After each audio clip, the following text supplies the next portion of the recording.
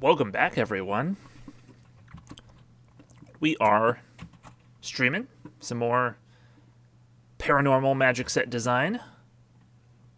Today we are planning to work on the red commons and probably flesh out the red-green archetype, as that is the red archetype with the least help.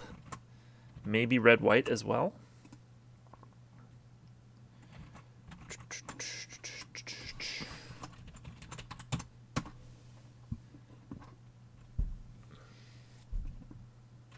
Okay. And it thinks I am not logged into Twitch. Yet it's still streaming through my Twitch account.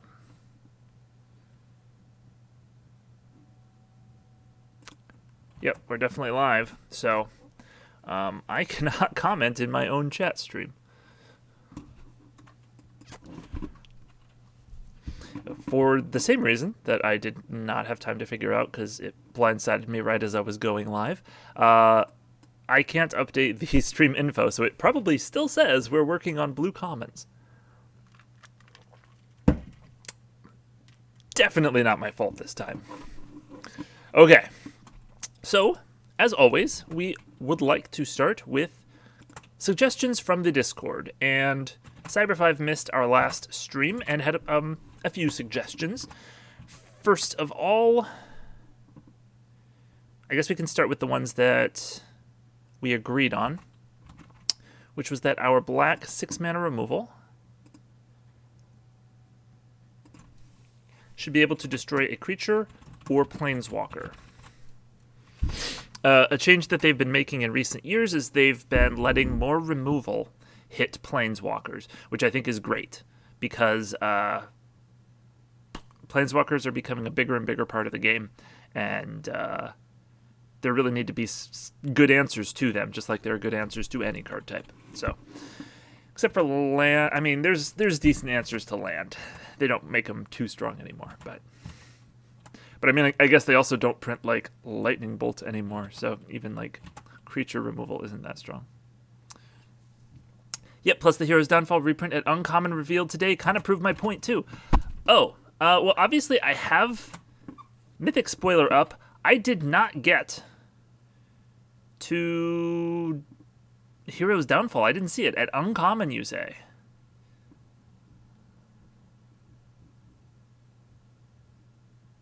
Oh, that must be what this is. Yeah. Wow. That's real good. Guess I missed the spoilers. Say hi to Hero's Downfall, a Braid, and Audric becoming a vampire. Oh my gosh, I did not see that. I mean, that's kind of cool. They haven't really done much with his character, like, story-wise. He's a cool character, so I feel bad for him turning into a vampire, but at least, like, that's an interesting development. But yeah, mainly what I was going to comment on was Common Abrade. Abrade was great in Amonkhet, and it'll be great here. His card hasn't been spoiled. Okay. I also, yeah, I didn't take a look at the spoilers today, so really you're getting my first reactions here. Shave your head. I mean, come springtime, I probably will. It's about a yearly, once a year sort of thing for me. Kind of forgot, Abrade didn't hit Planeswalkers too. Oh yeah, because that is... Yeah, because this never said to creature or player, even though I think it was before the change when they made it so that creature or player hit any target. So yeah, it just hits creatures, but still it also hits artifacts. So it's very versatile removal, which makes it quite good for limited. Shave stream? I doubt you want to watch me shave my hair on stream. It's not interesting. Also, I don't know that I'd be comfortable with that. I believe they made that change around Dominaria. That sounds about right. That could be because that's when they were working on War of the Spark, and they knew that was something they were going to need to address.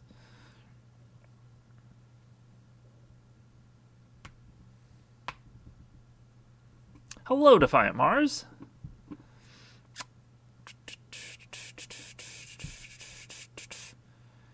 Yeah, so that's really really interesting.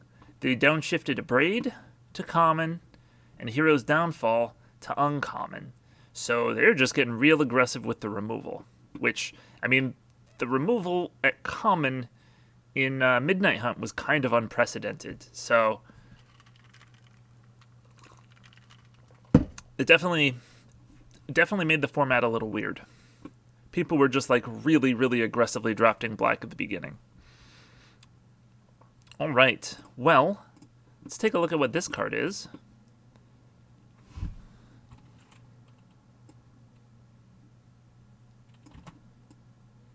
Dreadful Service. So 2 black for an enchantment. Whenever you discard one or more cards, create a 2/2 black zombie creature token. This ability triggers only once each turn. Gotta love that the 2 black rare having this ability only triggers once each turn, rider for the 1,000,000th time this block. Not gonna lie, getting tired of it.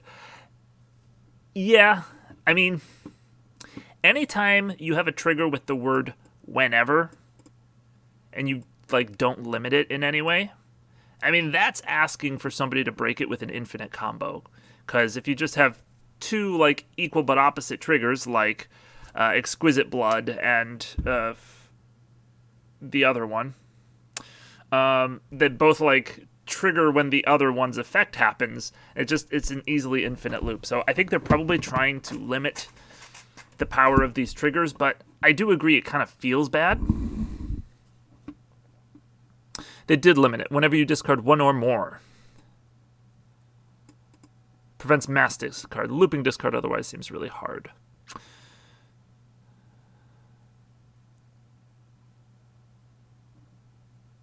Yeah, I mean,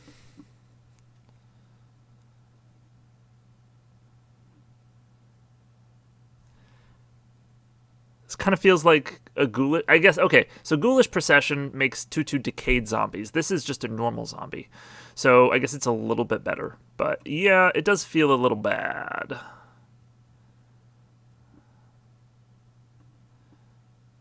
Yeah, I mean, I love the madness theme. I loved it in Shadows over Innistrad block, and I'm sure I'll have fun with it here. But this card does seem a little bit rough. Hello, McMoose. How are you doing today? Then we got Stensia Uprising, which is another enchantment that makes a token every turn. But you don't have to jump through any hoops. It's 4 mana, and you're getting smaller tokens.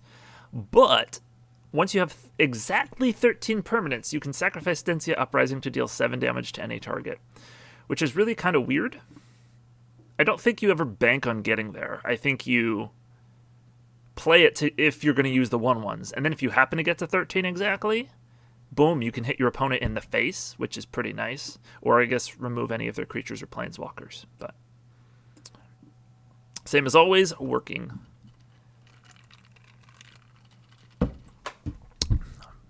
That's fun. I feel for you.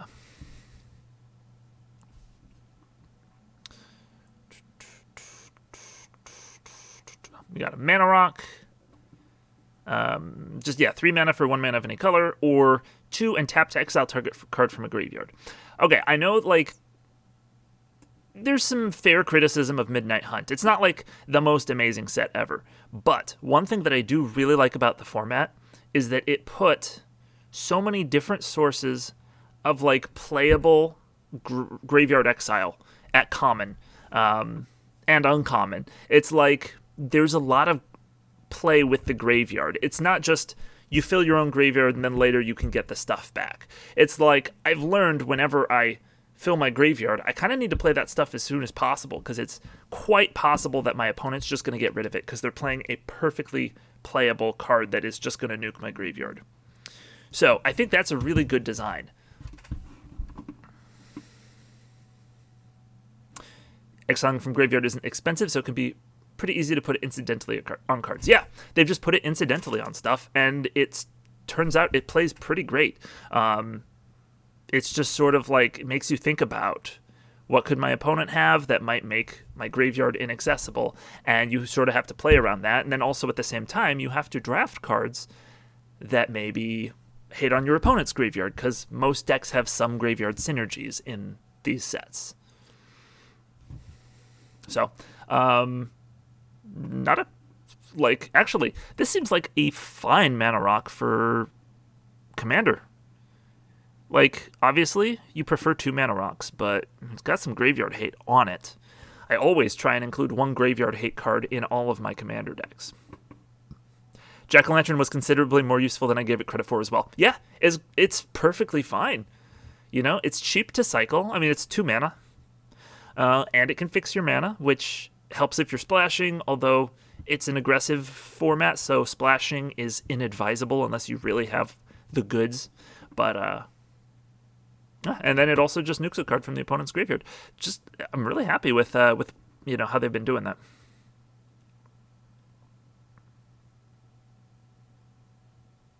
Yeah, this seems like a pretty cool card for limited, and yeah, potentially Commander if you're willing to pay the premium mana rock price for extra utility. This Patchwork Crawler is disgusting. I like most of the art in this set. I do not like this, and I know that's the point. But, alright, it's a 1/2 for 2. Pay 2 and a blue. Exile target creature card from your graveyard and put a +1/+1 counter on Patchwork Crawler. And it has all activated abilities of all creature cards exiled with it. Well, that's cool. Sort of like the ooze from Scars of Mirrodin. Someone give him some skin cream. I think the problem is he has too much skin. All right. Just give him some surgery.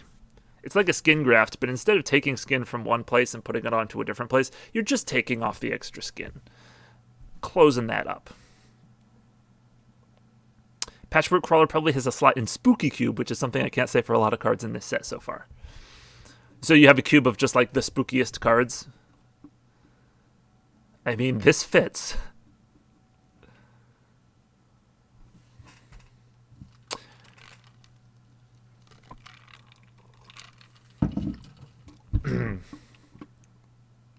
It seems pretty cool. Obviously, you want some activated abilities on cards for this to be fun, or like particularly useful. Otherwise, it's like a bad rate Scavenging Ooze, which Scavenging Ooze, it's a high bar. You know, you can get a bit worse than that and still be a good card. But, ooh, we got a cube list.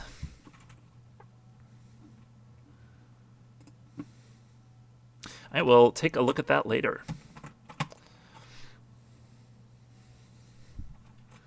I would say Midnight Hunt / Crimson Vow is going for a more festively spooky theme, which I can accept for making it different in flavor compared to other Innistrad sets thematically. Yeah, that is one thing I have really appreciated about Innistrad, is that every set on Innistrad has evolved the plane in some way. It's not just rehashing the old stuff. And that's something that I can't really say for Ravnica. I feel like Return to Ravnica and Gatecrash were pretty much the same as the original Ravnica sets.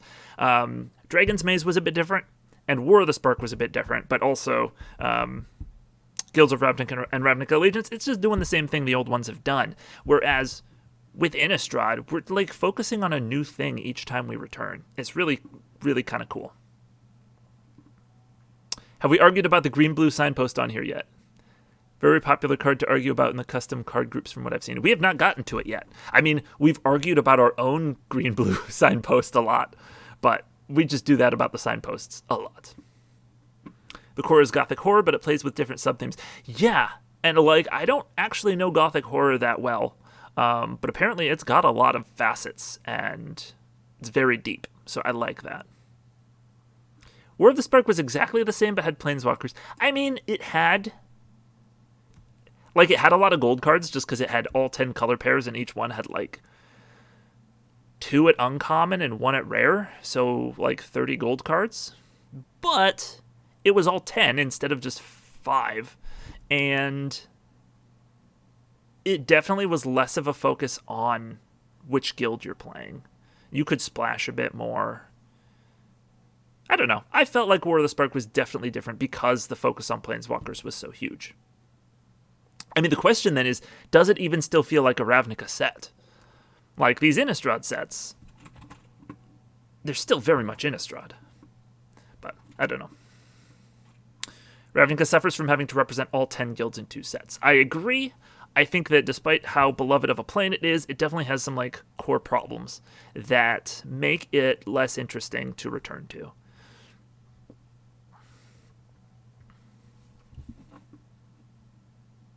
Oh, Tessa, you were Planeswalker? What happened to your Spark? Did Bolas steal it? I do also enjoy thematically the ideas these sets bring up with the humans, as without many of the other angels, seeing the humans starting to dabble in slightly darker matters like witchcraft too. Yes, like story-wise, it's also evolving. The characters, this time around, the humans are like, the church isn't around to save us anymore. They've adapted to it now, because Avacyn turned on them an indeterminate amount of time ago. So they're used to it now. They're just like, we got to start fending for ourselves. And they find the Dawnheart Coven who's like, hey, bro, we would love to teach you how to fend for yourselves. We did it in ancient times, and we're doing it again now. So I think that's really cool. I've been reading the story because I'm planning to make a video about it. And it's actually like really pretty solid from just like how the characters are evolving and making choices and stuff. It's really interesting. You dropped it? You dropped your Spark? Oh, that must have been the one that I tried to download. It didn't really go through, so sorry about that. It's probably lost in the internet somewhere.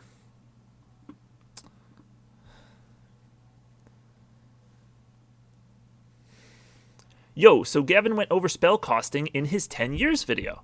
I have not seen that video, but spell costing is definitely something that I need to go over for like the custom cards series, so I will make a note to go look at that. That'll be really helpful to get some inside information instead of just like putting down my personal thoughts based on my experience with Magic.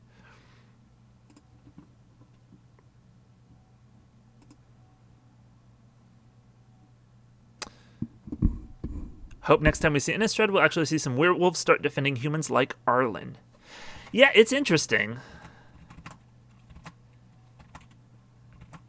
There was some development in Avacyn Restored where she turned a lot of the werewolves. She gave the werewolves the option to become Wolf Fear, but then they just sort of retconned that and got rid of them all in Shadows over Innistrad block. But I think the Wolf Fear are kind of interesting, but that also may not be quite what you're talking about, because the Wolf Fear, I believe, are permanently wolves and don't shift back and forth.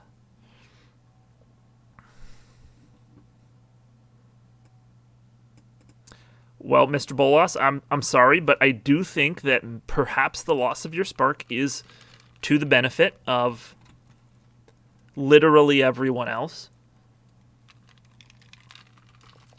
Hi, which card spoiled so far do you think will be worth most in 5 years? I will hold you to it. Okay. 5 years. I saw one that looked pretty good. Oh, here it is. The Ascendant Pack Leader. It's just an extremely aggressive card. So it's a 2-1 for 1.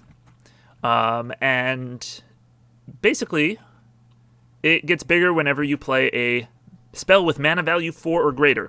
Now, as always, the most breakable cards in the game are the ones with mana reduction abilities. So you can play any spell with a mana value of 4 and has some way to reduce the cost. And so even if you pay 2 mana for it or 1 mana, boom, you get a counter here. So this seems like, I don't know if it'll be good in Modern or, unlikely Legacy, but Modern. Or I don't know if like Historic or Pioneer will become bigger formats. But this seems like the potential to be a valuable card.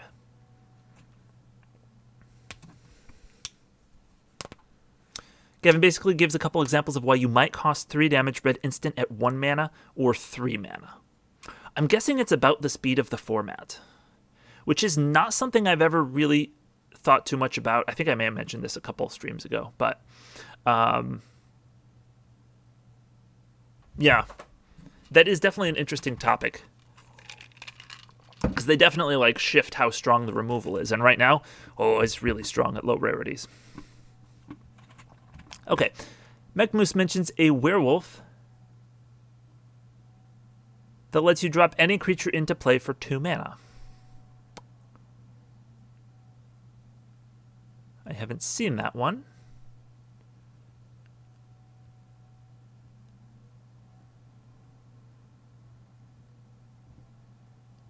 Was it yesterday? Here's a werewolf. All right. Yep, this is the one. All right. I think Thalia Guardian of Raven will be worth a bit in a few years. I have a good feeling about that one. Okay, Gunblade. Okay. Oh, potentially. What is she worth right now, I wonder? TCGplayer.com.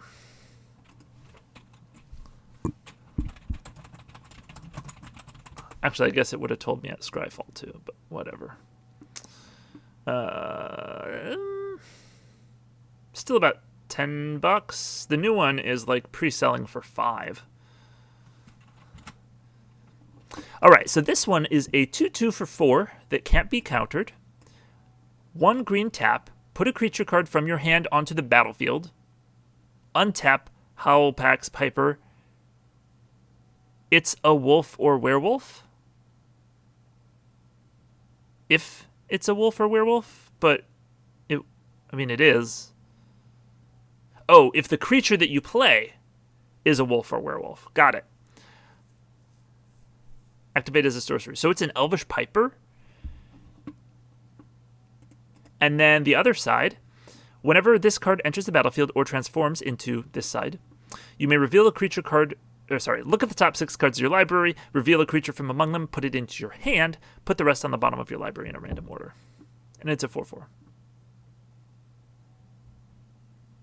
Usually the most expensive card in a set is over $10, right? After 5 years. Usually.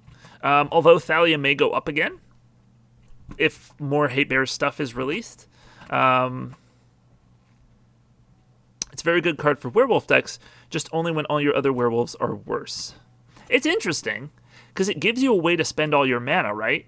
So you can, if you went tap with this, you played it the previous turn, so you have 5 mana. Let's even say you have 6 mana. You can drop 3 werewolves into play. You did not cast a spell, so it becomes night on your opponent's turn, and you have 4 Nightbound werewolves. Obviously, that's like a best case scenario. But it does seem quite good. Don't forget this works with changelings and effects like that Kaldheim artifact. Yes, that is a good point.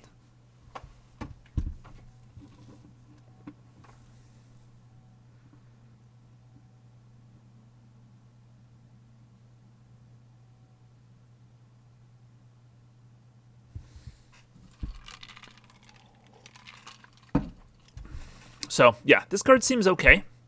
I don't know how, I don't think this one will particularly be valuable, because I don't know that it's going to be like a strong deck in more extended formats. But it's still a very cool card. Also, weirdly enough, it can be countered during the night, but not day, I think. Can it be countered? I think you still cast the front side, and then it enters on its nightbound side, but you're right, maybe... What is the wording on daybound? Yeah, it doesn't say on here. That makes sense.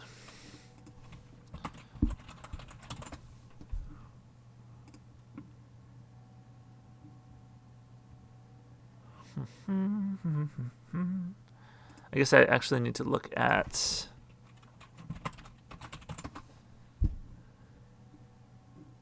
this one? Permanents enter the battlefield nightbound. I think you still cast them as daybound, and then when they go from the stack to the battlefield, they would flip. I could be wrong. Gotta go for a bit. Okay, Mechmoose. We will see you, hopefully, before too long. All right. Yeah, so I haven't looked at all of these cards yet, so I can't give you a good estimate of which will be worth the most. I can just say this Ascended Pack Leader seems like it's a pretty strong card. Yeah, since otherwise you wouldn't even be able to cast the card since the night side has no mana cost. That makes sense, Lizard. Thanks for being our voice of reason. bringing us back to Earth. This one's cool. It's a 5-mana reanimate spell, but when you discard this, basically Madness, you can pay 1 to cast it, but just to put a creature from your graveyard to your hand. So it's either a reanimate spell or a raise dead spell. So that's pretty cool. Heroes Downfall. Well, I had Heroes Down. I had a few Heroes Downfalls I thought might be valuable again someday. But if it's at an uncommon, probably not.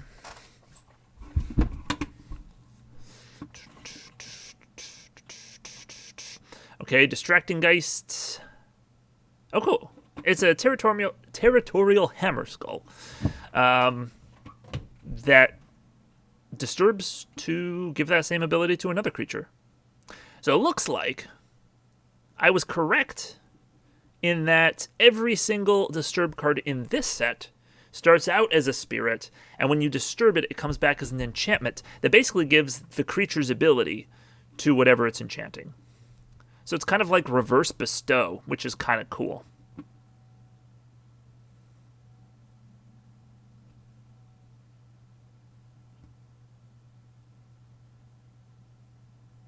Flavor text on Distracting Geist is rad. Oh, I didn't see that. I never did enjoy studying. Me neither. That's fun. 2 peas in a pod. So, this is where they created Disturbed, then they also put it in Midnight Hunt. That's cool. I like it. I think it's a good mechanic. Oops. Yeah, so it feels like these two things, even though you cast one and then you cast the other, it feels like flavorfully they're happening simultaneously. Like, they're standing in the same spot. She maybe can't see the ghost, but it still sees the effects of it. I guess this form of Disturb is like Fixed Haunt. That's a good example, too. I like Haunt. Oh, did you see this inspired idea? A sorcery that permanently reduces your maximum hand size by 3 for the rest of the game. Now, we've had a sorcery, at least one, that gives you no maximum hand size for the rest of the game. That's a bit easier to remember. Just like, I can hold any number of cards. It's pretty easy to tell that you've cast a Praetor's Council. But this one, it reduces it by 3, which means you have to remember how many of them you've cast. Because if you cast one of these, you're at 4 maximum hand size. If you cast 2, you're at 1 maximum hand size. If you cast 3, you don't get any. But then also, if you have something else like Triskaidekaphile, no, Triskaidekaphile says no maximum hand size. If you have something that gives you a specific maximum hand size, like 11, does that also subtract 3 from this? Or from that? So with 11 out and having cast 1 inspired idea, you'd be at 8? Sorry, yeah, Cyber5. I realized that my example wasn't very good. Also, imagine casting it with Hive Mind. Oh, I like that a lot.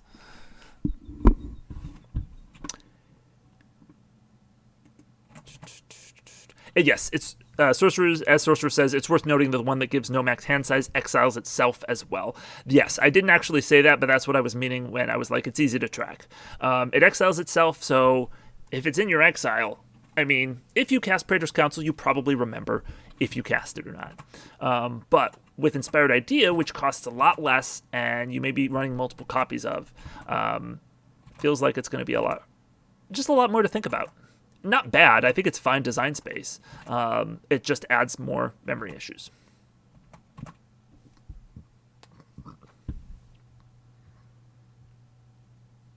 It essentially makes the sorcery act like an emblem. It does.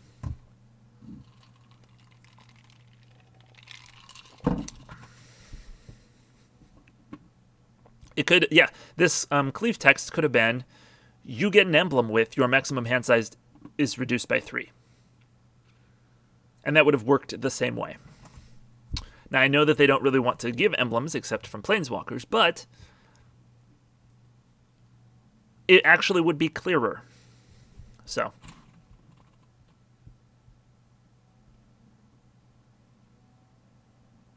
Gunblade says, I think it depends on the order. So if your maximum hand size is set after the reduction, I think that's your new maximum hand size. If it's set before the hand size reduction, I think you'd start subtracting it. Yeah, that could be the case. It's interesting.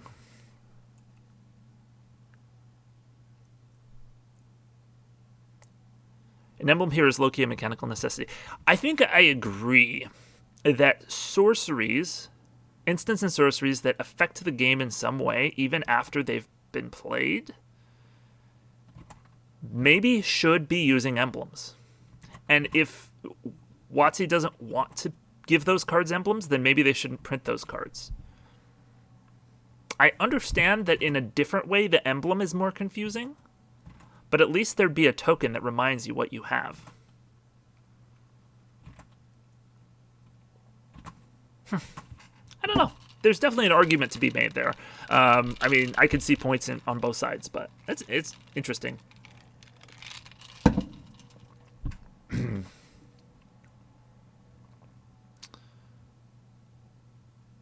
It's only a permanent effect that just affects you anyways. Yeah, I agree, but it seems like a permanent effect that may be easy to forget. Accidentally to your own benefit. I don't know. I don't think it's going to be that big of an issue, but I just think from purely like a mechanical like policy standpoint, maybe they should rethink this sort of thing. It's still a cool card. I like it. I like sorcery speed, 5 mana, draw 3 cards, versus sorcery speed, draw 3 cards, but, if you're casting this on turn 3, you're not going to get to keep a lot of what you just drew. They could also just make it an enchantment and change other things accordingly. That is true. I guess with Cleave specifically, an enchantment is harder because then it gets easy to forget which half of it you cast. Since we're already talking about like memory issues and what would be the best way to implement this card. Enchantments would have their own problems, but that is also definitely another option. Anyhow, it's a cool card. Hamlet Vanguard, 1/1 for 3, Ward 2. Okay, well I hope its second ability is pretty good, because otherwise I don't like what I'm seeing so far. Hamlet Vanguard enters the battlefield with 2 +1/+1 counters on it for each other non-token human you control.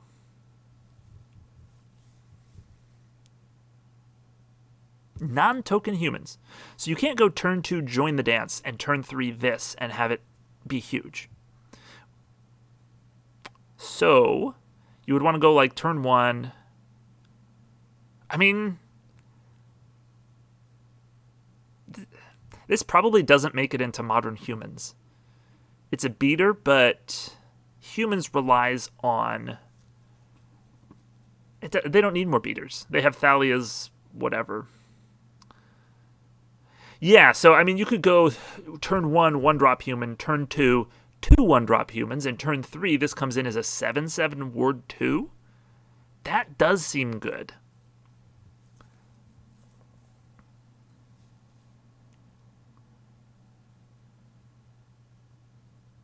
There just need to be enough humans to make it worthwhile. Oh, I guess Codespell Cleric is pretty good. It can be chumped easily. Yeah, but if you're putting your opponent on the Abyss from turn 3, that's pretty strong. Yeah, Humans is basically mono white. In Modern, I think in Modern it's like 5 colors. Well, I don't keep that up with Modern, so I could be wrong. There may be different versions of it too. I know I've seen 5 color lists, but that is assuming your opponent is sitting there doing nothing for 3 turns, which in Modern is suicide. That is a good point. So, you may play your turn 1 human and they go bolt, push. In Modern, you get Cavern and Ether Vial. Yes.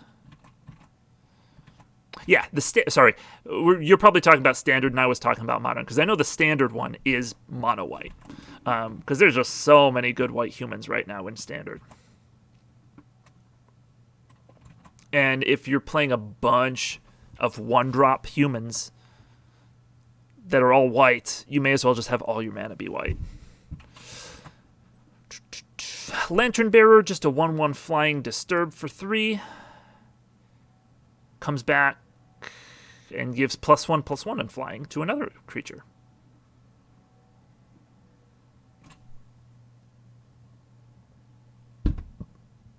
This seems fine, honestly. I mean, 1/1 flyer for 1 in limited tends to be bad. But when combined with the fact that in this set, the Spirits deck is also an Auras deck, 1/1 flyer is a great thing to start putting Auras on. Because your opponent doesn't want to spend a removal spell on it. It's not that good. But they may eventually be forced to kill it, at which point you can just start stacking up Auras on a different creature. So, I actually kind of like this design. Yeah, fun common. Nothing special.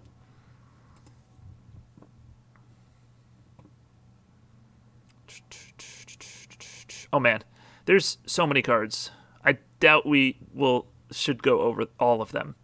At some point, we should probably start working on our own set. What was the Dom Aura? Arcane Flight. I believe that was it.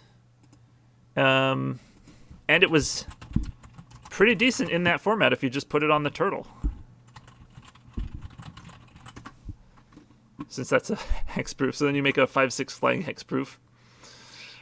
So normally this card is pretty bad, or like this type of card, but it was good in that format. I suspect it will be, I mean, it's the backside of a creature, so I suspect it'll be pretty okay in this format. Now these streams have just turned to crap posting and off-topic tangents. You know, I don't hate that. I don't hate having some more fun with it and talking a bit more about Magic as a whole. So, all right. I guess by, by the hour, if we haven't finished talking about this stuff, we can get to our own set. It's just a bunch of card design lovers talking about card design. I agree. I'm enjoying it. I'm having fun. So I hope you guys are too, but you can definitely start making suggestions for the set if you're getting impatient and want to start working on that.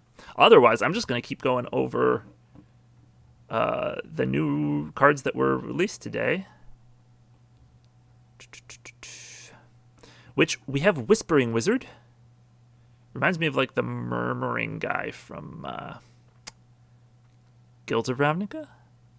3/2 for 4. Whenever you cast a non-creature spell, create a 1/1 spirit creature token with flying. Yeah, because I saw this text as well. But this ability only triggers once each turn. Yeah, they're definitely adding this only triggers once each turn to a lot of things to try and make it fair. And I agree, it feels bad. It may be for the best, but it does feel bad. Unironically, going over precedent is important too. I agree. Definitely Inspired Idea is a good one to talk about for that reason. And the rarity changes for removal. Yeah. Okay. So this card is a bad rate. It's a 3/2 for 4. Unless you get... I mean, 1 flyer makes it about par. So if you can cast 1 spell off it, it'll pay itself back. But a bit slower, because obviously you drop this on turn 4, you don't have any mana to make the spirit immediately. And you can also only trigger it once each turn, so you can't just like cantrip into cantrip into cantrip. Murmuring Mystic, that's the one I was thinking of, thank you. And that card was quite good. This one seems a bit less so because it dies so easily, and it's only once per turn.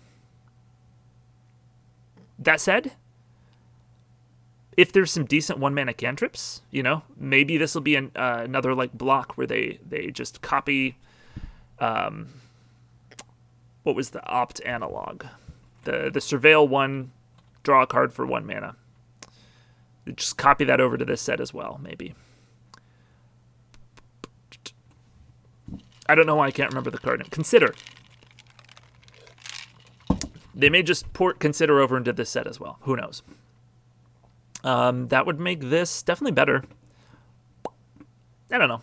Seems like a fun card for a spells deck, hopefully the spells deck is a little better in this set than Midnight Hunt, because I had one good spells deck in Midnight Hunt, but most of the time you go for it, it's not going to end well. Okay, and then we have Cultivator Colossus, Star Trample for 7, for green, green, green. Its power and toughness are each equal to the number of lands you control, and when it enters the battlefield, you may put a land card from your hand onto the battlefield tapped. If you do, draw a card and repeat this process.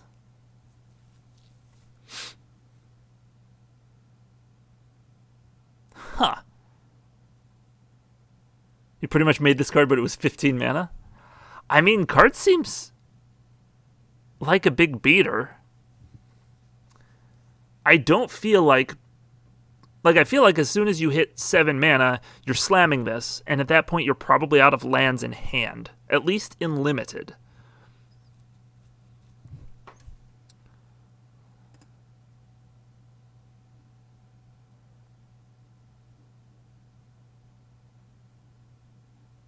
Oh my gosh.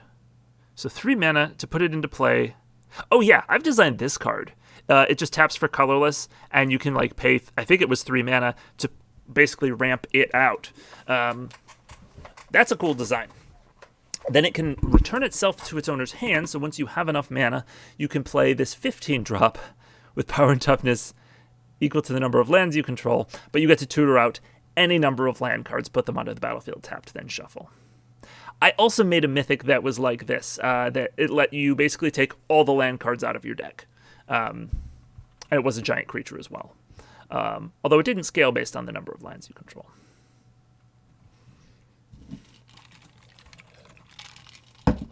Ooh. That's cool. There's a lot of text on this card, so it's hard to parse, but I get what it's going for, and I do really like the idea. It was a cycle of 15 mana MDFC Colossi. That's cool.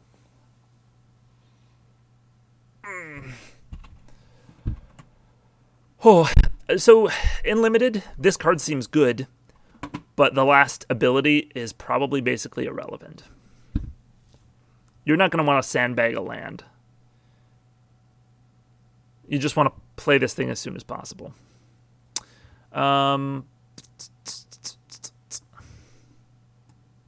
This looks like another Disturb card. Somebody playing Cat's Cradle. Mischievous Geist, 1/1 for 2. When it deals combat damage to a player, draw a card. And Disturb 2, I'm assuming, yes. Whenever enchanted creature deals combat damage to a player, draw a card.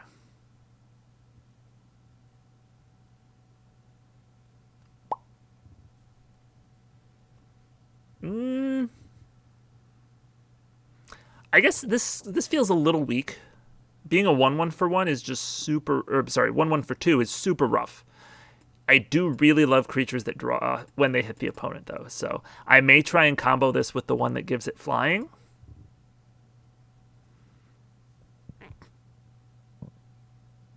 Can work for a draw-go deck, at least.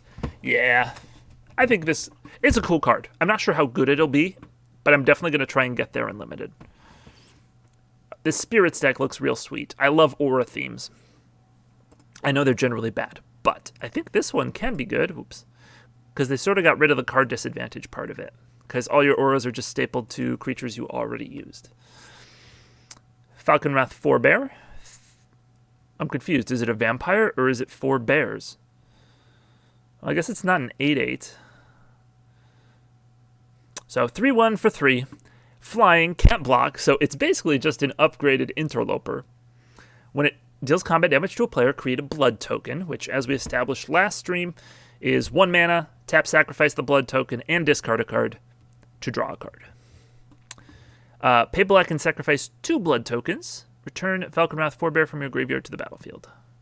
Okay, so this serves the role of the small black creature rare that can't block and reanimates itself.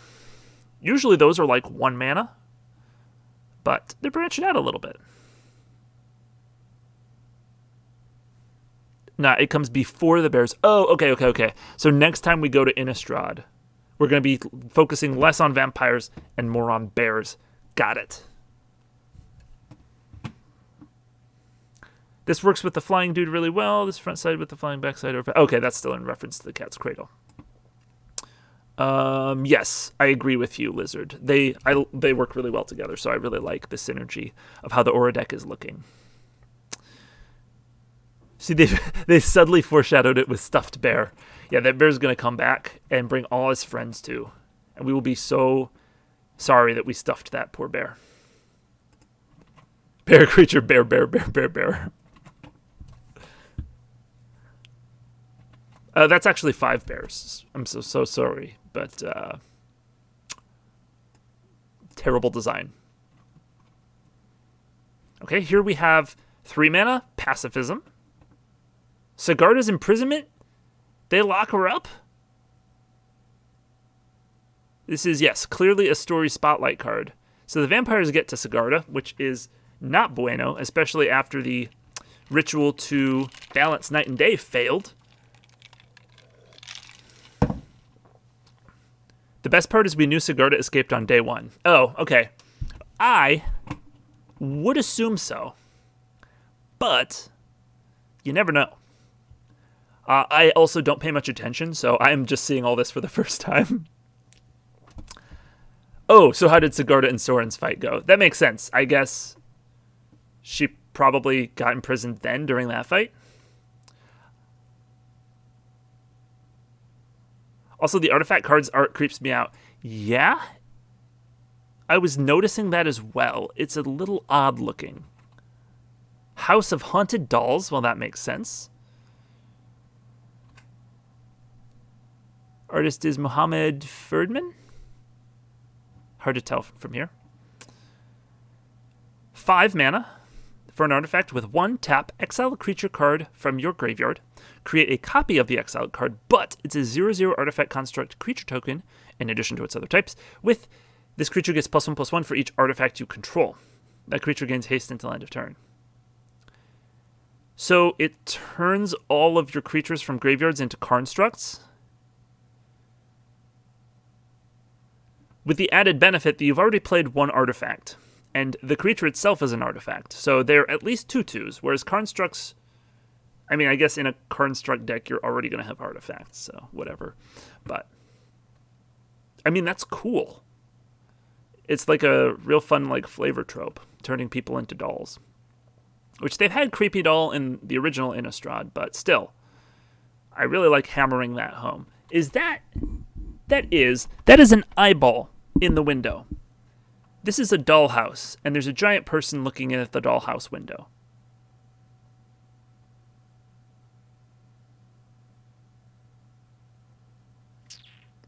Creepy.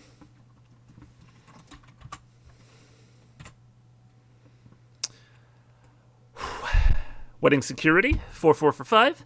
When it attacks, you sacrifice a blood token. You may. If you do, put a +1 counter on Wedding Security and draw a card.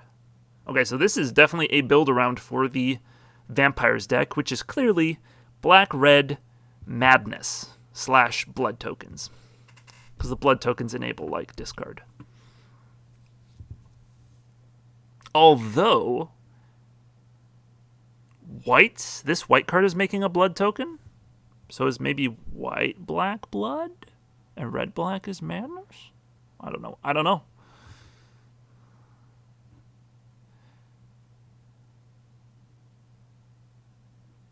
Oh, here we go. Sorcerer said this was spoiled day 1. Sigarda's summons. Oh, it's a story spotlight. With Olivia distracted, Sigarda tore free from her bindings and summoned her host of herons. So actually, yeah, we got the card spoiled that says she's free before we got the card that says she was trapped. So she's okay. I see the ribbons now.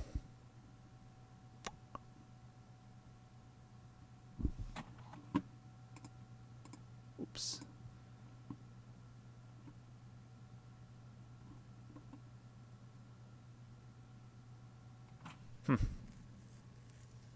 Vampires are blood tokens, red, white, and black. Thank you.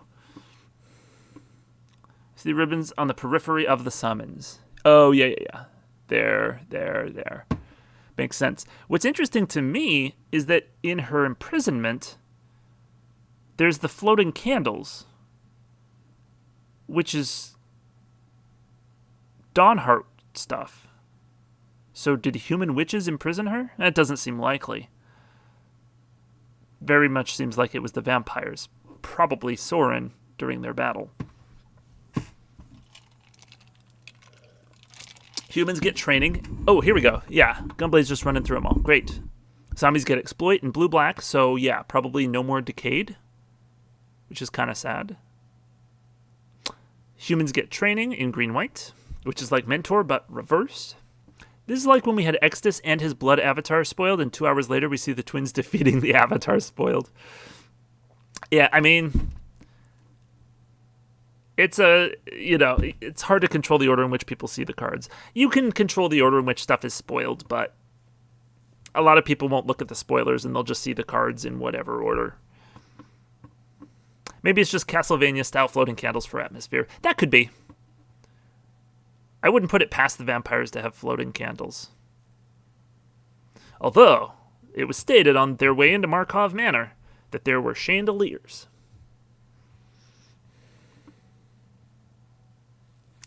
I mean, it was just a 3/6. It was pretty easy to remove. Yeah, I mean, yeah, you just swords to plowshares that sucker. All right, here we have Bloodsworn Squire, which is, stop it, I just wanted to go down a little bit. There we go.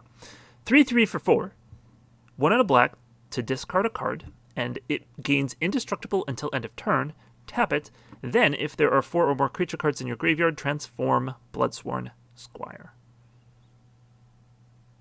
So, okay, so it's a discard outlet, and it can turn into power and toughness each equal to the number of creature cards in your graveyard. Okay, so it's really just a strict upgrade on itself. It keeps its ability to tap itself and gain indestructible at the cost of discarding. It just only lets you transform basically once its power and toughness would be greater on the backside. So it's very much the same card, just in evolution. Now, bringing up Castlevania, I want to see a card in Innistrad just called Wall Meat. Maybe I haven't played enough Castlevania. I have played a game, though, where there was just a wall of meat that you literally had to fight your way through. So I'm assuming that might be what it is.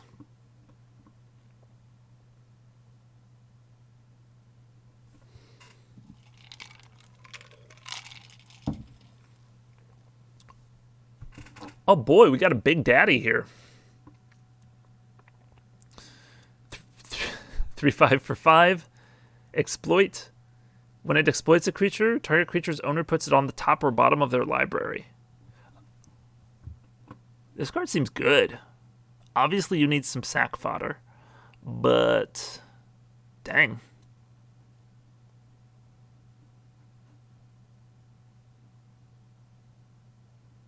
Yeah, I like it. Not much else to say about that. No, it's a wall that you can break, and there is a chicken behind it. Oh, is that... Okay. Roasted chicken. Okay. Well, sign me up. I would love some roasted chicken.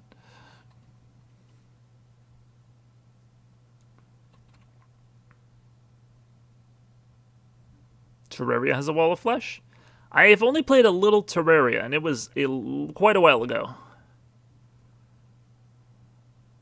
It was like Minecraft, but 2D. Okay, retrieve. 2 and a green. Return up to 1 target creature card and up to 1 target non-creature permanent card from your graveyard to your hand. Exile, retrieve. Okay, so just trying to limit how much you can get because it is a 2-for-1. Screen divination. It does seem nice.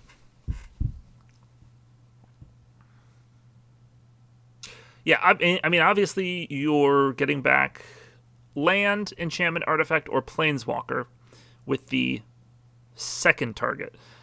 So when limited, you can pretty much eliminate planeswalker as being a useful target. But even if you've milled yourself a little, if you're in green-blue... No, never mind. The disturbed cards are not enchantments while they're in your graveyard, so you can't get those back. Yeah, I mean, I'm going to guess that most of the time, land is the option that you'll go with for the second target, but it's still nice to draw a creature into land from your graveyard. Assuming that green is still going to be sort of about self-mill. Yeah, seems like a pretty solid restock variant. Nothing too special about it, but yeah, it seems good. Obviously, we've talked about a Braid. This was just a great card in Amonkhet. I assume it'll be pretty good here. So I guess it was an Hour of Devastation. But I also like this art. I really like just sort of the profile view of these like 3 parts of his face. His mask, his more different mask, and his actual face.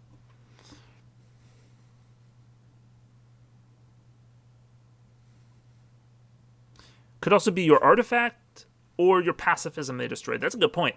Pacifisms are pretty good.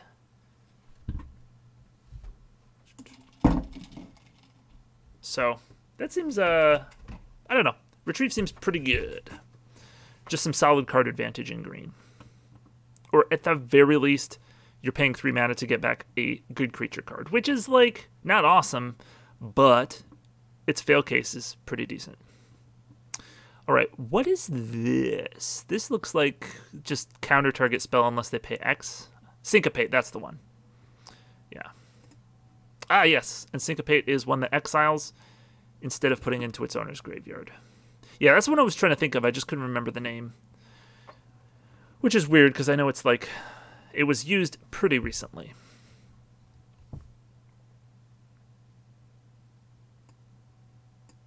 Reprints in this set are kind of hype, not going to lie. Honestly, yes. They really are. I like these two. They're both good cards. Obviously, Hero's Downfall at Uncommon is exciting. But yeah, this one makes perfect sense because it exiles, which obviously makes sense. This is still a graveyard set. Okay, we got 5 cards left to go. We could probably make it through. Not in 2 minutes, but I guess we can take a little more time. Okay, Scattered Thoughts is 4 mana, 3 and a blue, instant speed. Look at the top 4 cards of your library. Put 2 into your hand and the rest into your graveyard.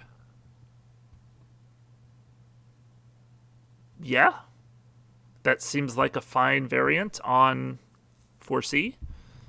Or trying to think of what other cards there are. I guess 4C is sorcery speed. This is instant. Hot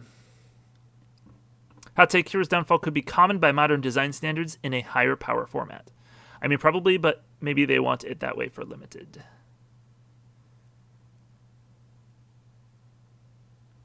Higher power limited format.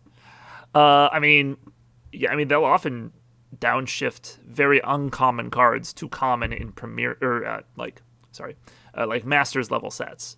So if we're talking Master level set, if Hero's Downfall is now an uncommon, it could potentially make its way to common.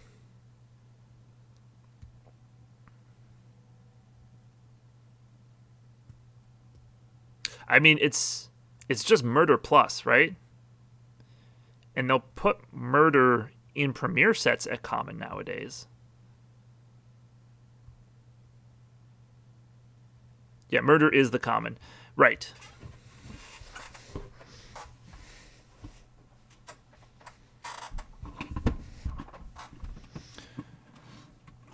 So yeah, I doubt they would. I mean, I guess you're just saying they never would do it, but they could justify putting them, putting Hero's Downfall at common in a Premier set. Definitely Masters. I mean, I'm actually all for them putting Planeswalker onto more removal spells. So I don't know. I don't know how I feel about that. That is a hot take, and I will have to think on it more. I do think Murder with Upside should be a design they do more often. You can only make so many Doom Blades. Oh, they are trying to prove you wrong, Cyber 5.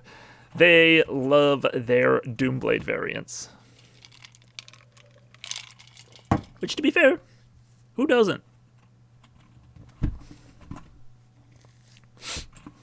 Okay. You can always attack walkers. Yes, but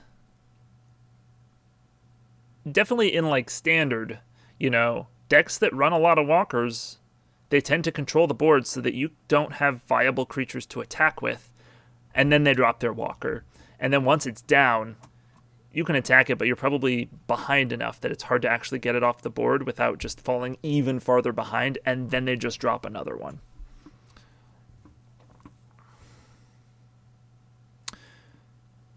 I just think there are more ways to make a slight upside than a slight penalty, sort of like a lot of counterspells being cancel plus. I agree with you.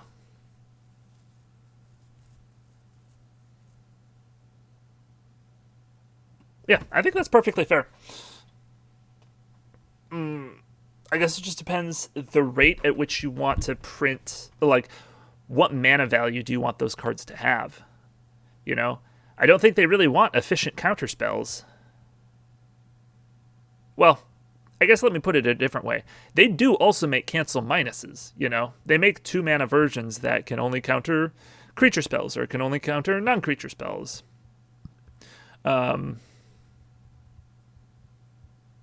So, I don't know. I wouldn't mind more X card with set mechanic like Cancel with Surveil. I honestly love those. And it's like one of the easiest ways to make commons is just, here's a completely normal common, and it's got sets mechanic on it. Cool.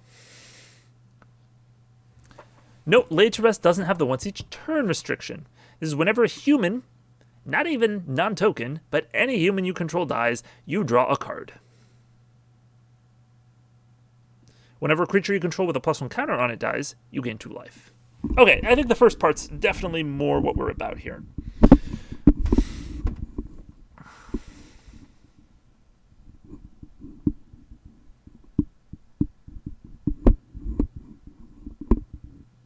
Yeah, I mean, maybe they didn't put as many restrictions on this card because it doesn't do anything immediately. It's a 4-mana enchantment that you have to lose creatures to get anything out of it. Exploit is in blue-black. In Crimson Vow. It's in white-black in our set. Nor does the 3-mana enchantment, it does nothing on its own. That's a good point, sorcerers. I guess they just hate black and love green. I know that's a hot take as well. Oh, but they have another curse, and the art is so cool. Curse of Hospitality, 2 and a red. Enchant player. Creatures attacking enchanted player have trample. That's cool. And whenever a creature deals combat damage to enchanted player, that player exiles the top card of their library. Until end of turn, that creature's controller may play that card, and they may spend the mana as though it were mana of any color to cast that spell. That is a cool design.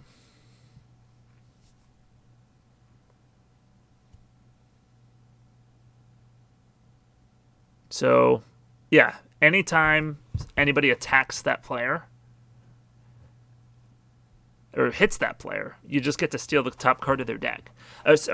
Impulse the top card of their deck. It is until end of turn. And, notably, it is not, like, it triggers for each creature that hits the opponent. So, if you attack them and hit them with 3 creatures, you get to impulse 3 cards off the top of their deck. So I guess Laid to Rest is more to refuel. Yeah, Defiant Mars, I can see Laid to Rest being good. Like, obviously I don't know the cards from Crimson Vow as well. But, I could see you playing it in Midnight Hunt. Imagine it were in that set. You play your Join the Dance, and you play your Clarion Cathars, and you have a bunch of humans on board, and then you drop this thing, and it doesn't immediately impact the board, but you have a bunch of token creatures that will be dying pretty shortly.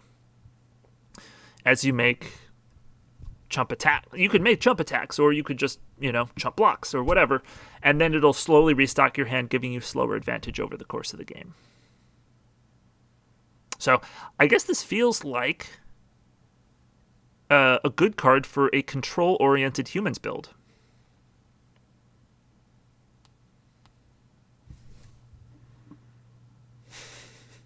Can't wait to play my mono red mill deck. Yeah, just curse the opponent with 4 Curses of Hospitality, and hit them with a bunch of 1 mana or 1 power creatures. So you don't kill them with damage.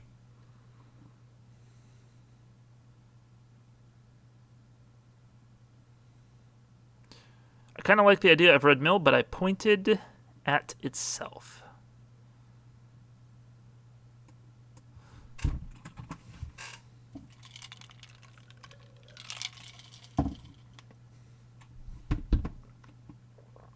My keyboard is not happy today. Yeah, sorry, I was trying to figure out what you meant by pointed at itself. Ooh, Abyssinian Priest. Allen Bach Escort. 1/1 Vigilance for white. Oh, this could go in the standard humans deck. Sacrifice it. Target creature you control with a +1/+1 counter on it gains lifelink and indestructible until end of turn. Yep, I can very much see that going in the same deck as that one that gives a +1/+1 counter at the start of every combat. Or Codespell Clerics in that deck. So this doesn't add a lot of beef by itself, but it does protect your beefy creatures. So I could see it going in that deck because it protects them, like Loyal Hound. Was it Loyal Hound? Anyhow, there was that one like M20 creature that did that. Or I could see it not because it only adds 1 power and toughness, which that deck is all about getting as much meat on the board as possible. This draws you a card with Laid to Rest. That's a good point. Sacks itself.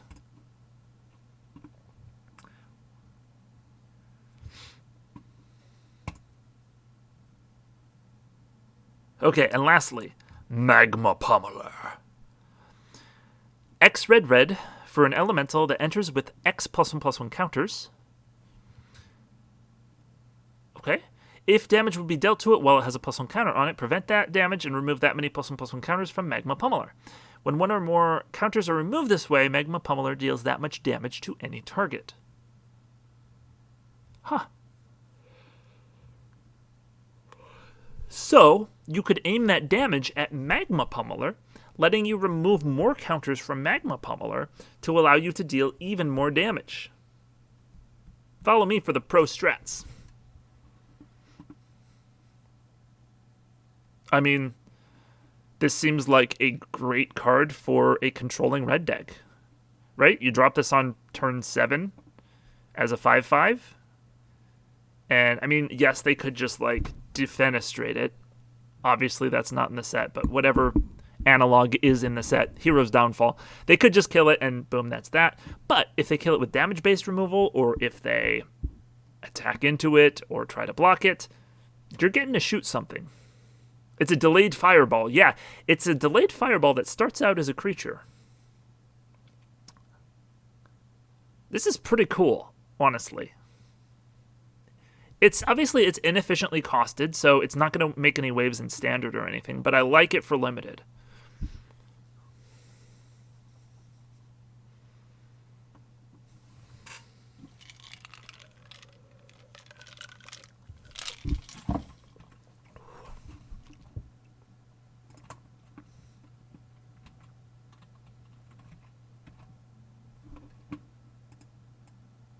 Sorry, I didn't realize this should be moved over a little bit that way. The Gent Creature Ball effect already showing up. Yep, that was in the Color Pie 2021 article.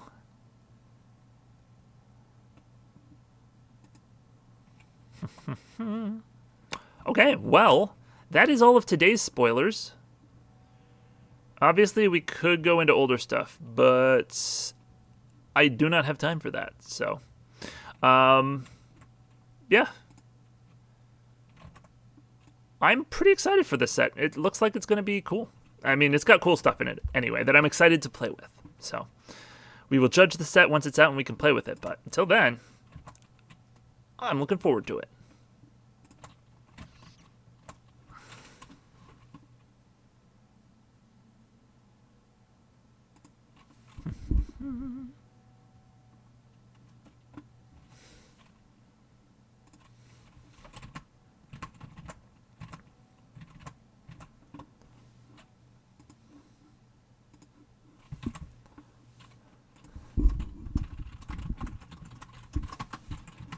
All right.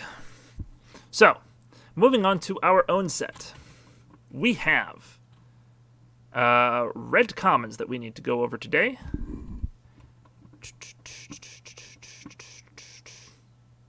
So,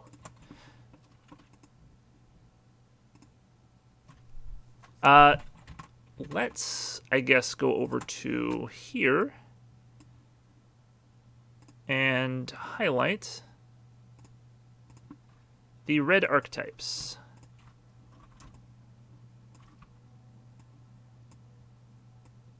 Oh no.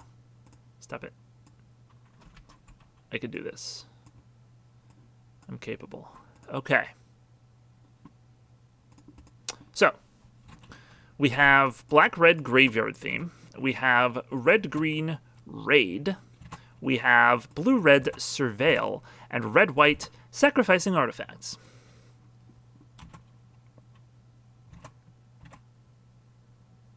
Some of that goes together. There's some overlap there. That's good. Okay, so we have this 1/1 for 1. When it enters the battlefield, if you cast it from exile, it deals 3 damage to target player.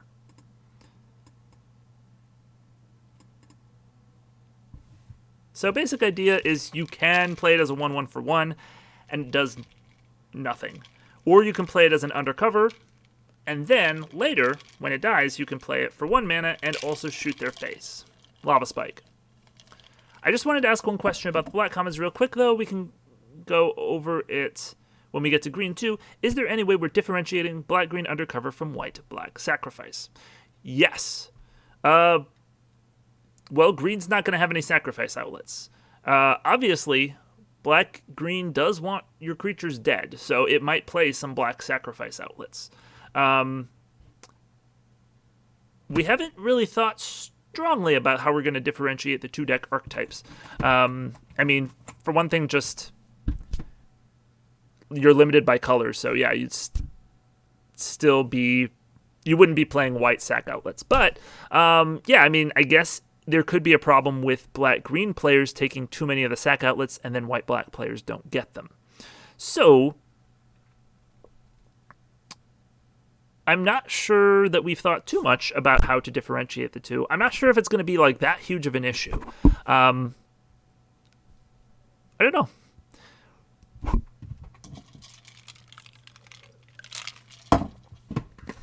That's a lot of words to say. No, I guess we haven't really differentiated them. Would the 2 buff face-down creatures, or reward cards in exile, or something else entirely?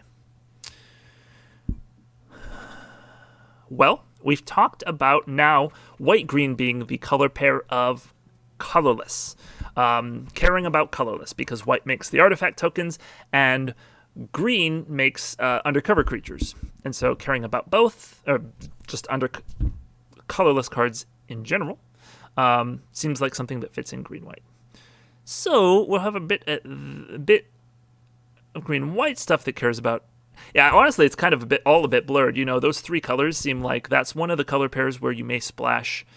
If you're in any of 2 of those colors, you may splash the last one more often because there just seems to be a lot of synergy there.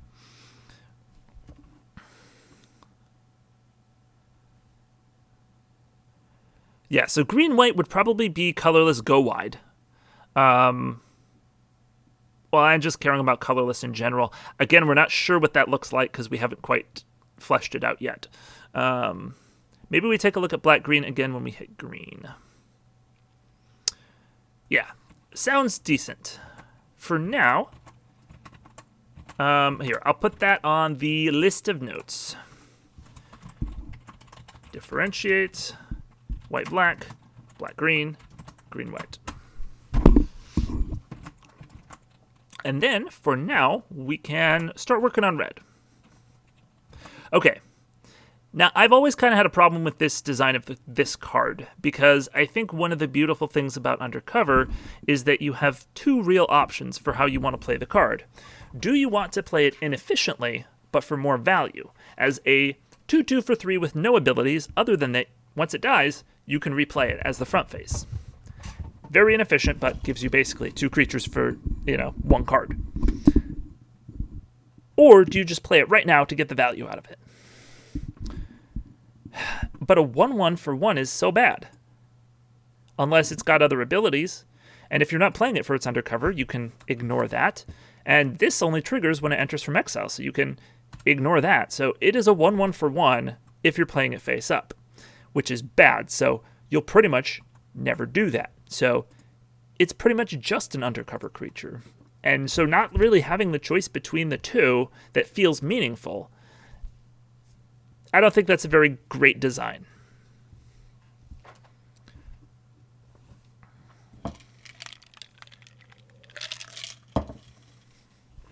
So I personally would want to change this one.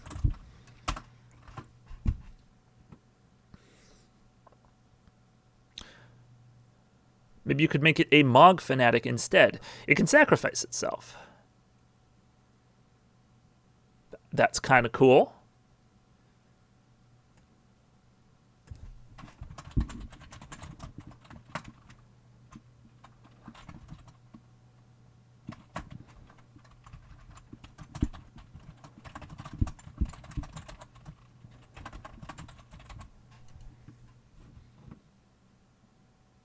Yeah, that's definitely much more of a choice. If your opponent has any X1, you may be incentivized to just play this right now to kill that creature. Or you can bide your time. Gunblade says you might play it turn 1 if you don't really have other turn 1 plays. Potentially if you're a very aggressive deck. But if you're an aggressive deck, you really don't want to be running undercover creatures anyway. So then you're just putting this into your deck expecting to play a 1/1 for 1. And you could probably just find a more efficient creature to play.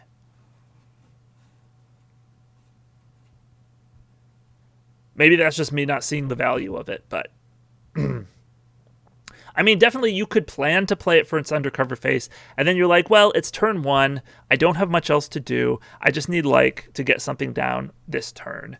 And, that's not always the worst thing ever. Sometimes your opponent will have an X1, and you can just trade with it. I mean, you won't trade because they probably won't offer the trade, but it holds the opposing creature back. But I feel like you're setting yourself up for failure if you're choosing to put that in your deck. It'd be fine for limited. I think it would be fine for limited, and I would literally always play it as an undercover creature. Unless I absolutely have to not. And so I get that it would be fine, but I think we can make it better than fine. Not necessarily by upgrading the power level, but just by making it a more interesting card to play. Now, this is clearly a much better Mog Fanatic, right? Although I guess Mog Fanatic lost a lot of power when damage no longer went on the stack. So we're just restoring it to its former glory.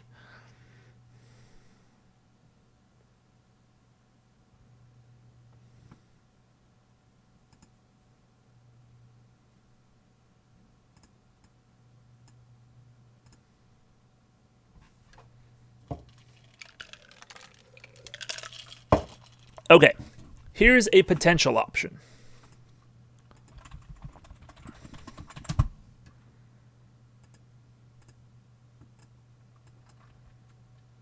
We can make it an artifact creature, and that gives you something to sacrifice in red-white. So that's a more aggressive deck. I'm still not sure. Right. I still feel like in red-white, since you're trying to get aggressive, you're not necessarily making the choice, do you really want to play an undercover creature? But maybe it's at least more interesting. Because, yeah, red-white wants to sacrifice artifacts. So this is just a 1-drop artifact.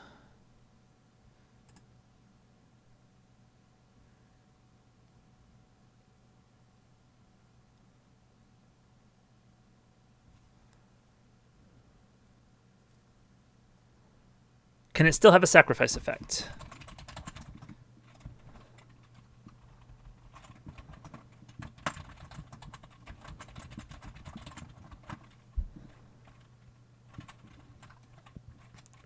All right, let's make it cost some mana if we're going to give +2/+0. Oops, +2/+0.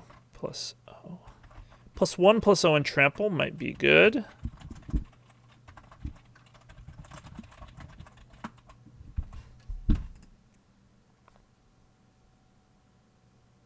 I don't know what the flavor of this card is, but we can definitely figure it out later.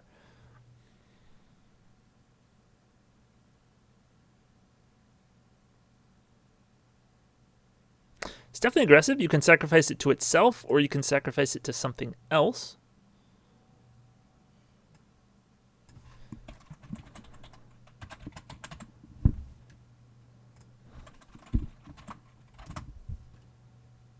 I don't know. How do we feel about this? This is repeatable,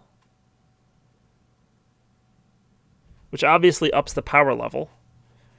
But since we're trying to make red-white about sacrificing artifacts in general, I think making their sack outlets repeatable makes sense. Seems right. You're right, Cyber5. It does seem more like an uncommon if it can sacrifice any artifact. Like, if it didn't have undercover, that'd be fine. But since it also has undercover, mobile snare trap bot.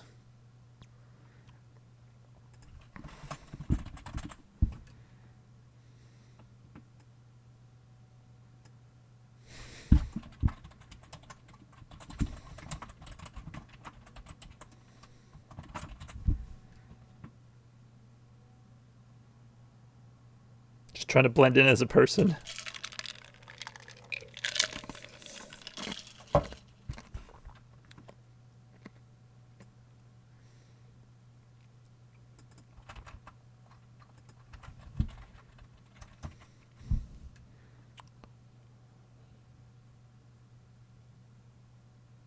Or snare trap bot works fine as well.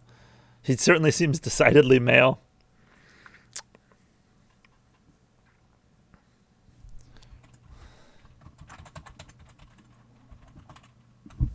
There we go. Perfect. I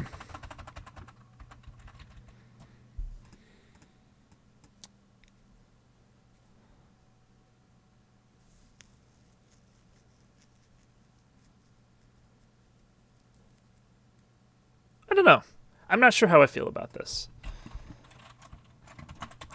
Archetypes. Well, I suppose it would be good in... I mean, there's another possibility, which is undercover's not an aggressive mechanic. So maybe we just put it on a different card that's not trying to be aggressive.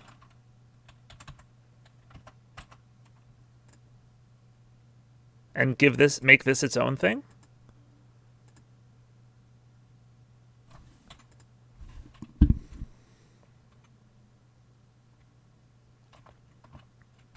Definitely goes in red-white. Maybe we can look at other 1 red drops for inspiration just to get an idea for power level. Yeah, fair enough. Color equals red. Mana value, I think it's still CMC on here, equals 1. Rarity equals common. Format equals, I guess, modern. And we'll sort by release date. Oh, sacrifice. Type creature. We can narrow this down.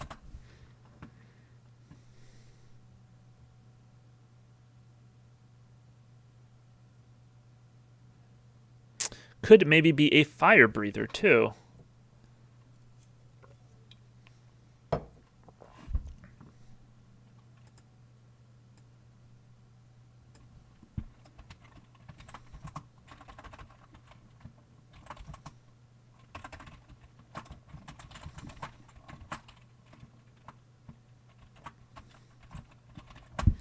Yeah, if it's a fire breather, that makes it more akin to Voldaren Stinger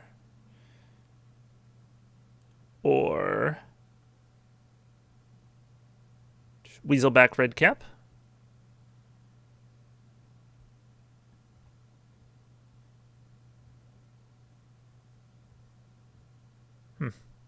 Which were both completely fine commons, actually pretty good in their respective archetypes.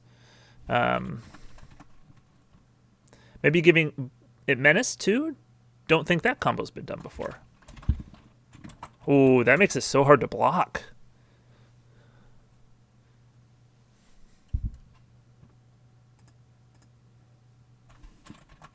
I mean, to be fair, Voldaren Stinger is also quite hard to block, but it does cost 3 to activate.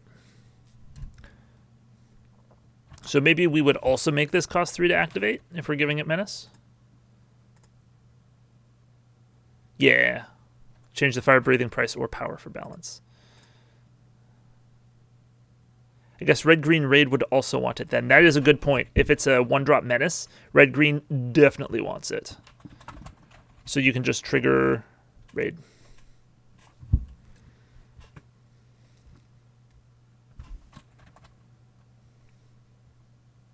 I don't know. I know this is a completely different card than what we started off with, but it works for at least 2 archetypes. Hal's office assistant.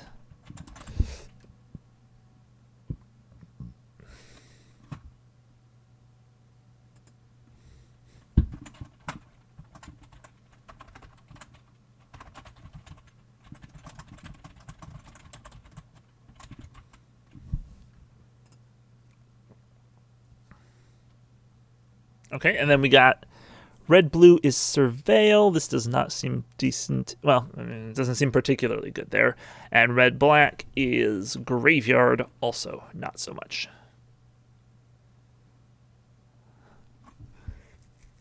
That seems like excellent flavor text for any card.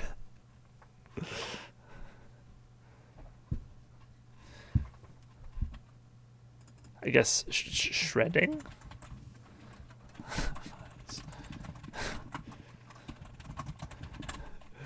Make it a little bit more specific to his situation.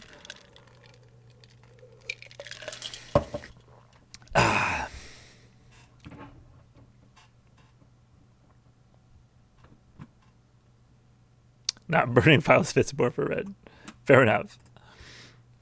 Okay, so this is a completely different card, which means we do need to put... Theoretically, we need to put Undercover on a different red common because we had originally decided we were going to do 2 Undercover cards for each color that is not focusing on Undercover because it's still a 5-color mechanic. But if we find that we can't come up with designs that work, we can reduce that number. Oh my gosh. I forgot the way I had this set up. You guys could like not even see it. Whoops. There we go. Okay. Cool. So we got this. Hey guys, guess what? This is our other 1-mana 1/1.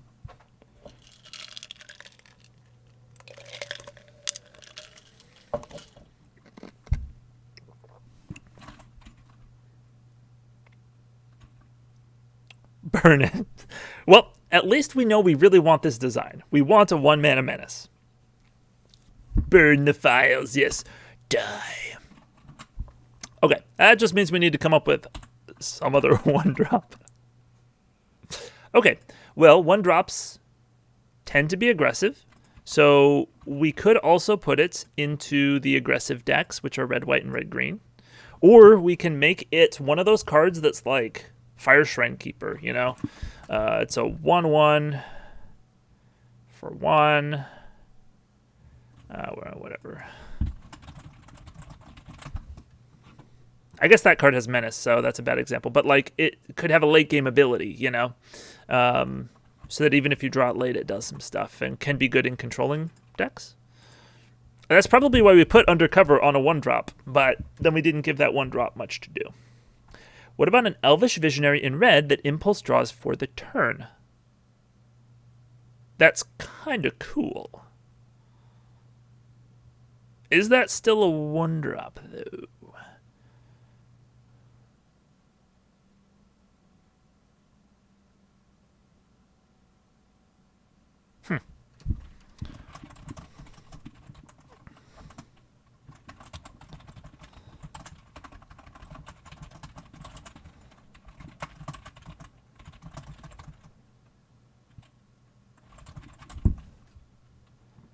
It's a cool idea. So Elvish Visionary is 2 mana, but you do just draw a card. So obviously better than this, but of course, this turn. Oh, sorry. My brain broke a little.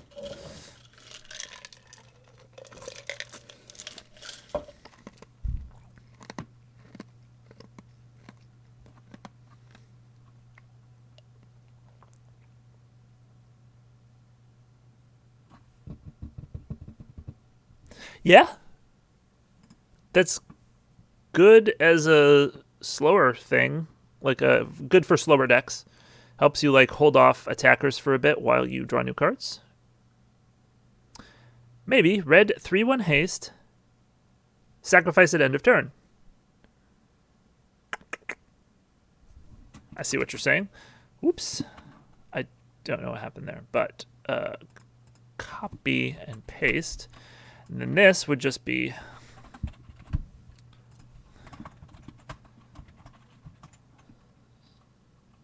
oops.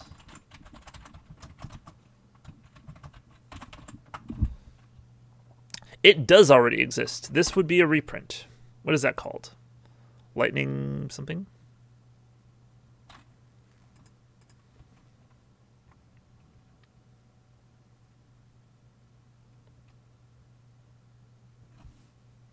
Hold on.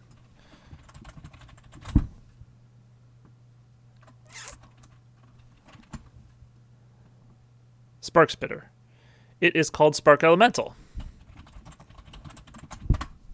Got there. Oh, it also has Trample.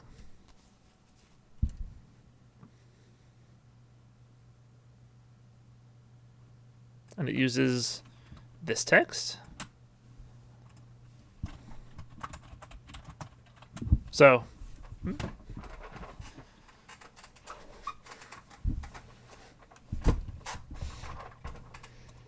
okay. So I guess part of the question is for this one, can it exist at 1 mana?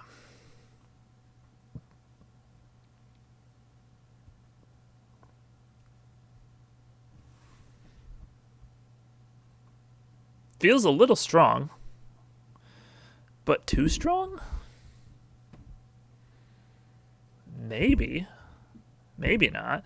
Cyber5 did suggest potentially adding a restriction. It could also be a Surveil card for our archetype. That is a good point. Blue-red is now Surveil, so we do need to make sure that there's a decent amount of it.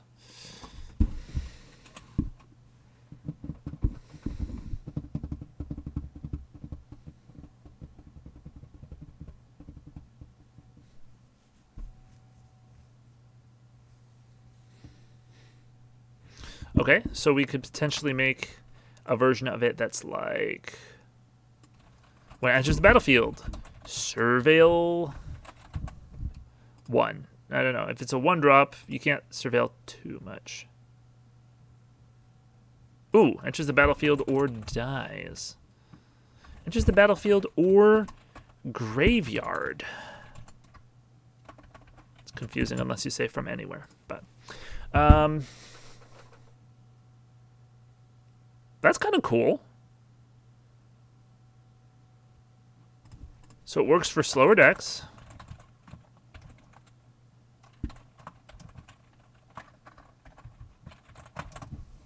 And it's kind of a different take on it. I think I like this version best of all. Although I do also enjoy like the idea of impulse.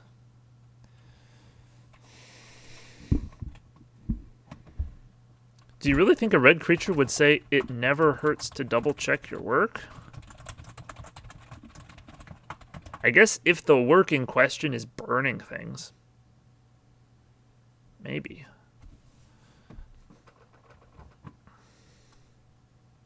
Maybe if they're paranoid.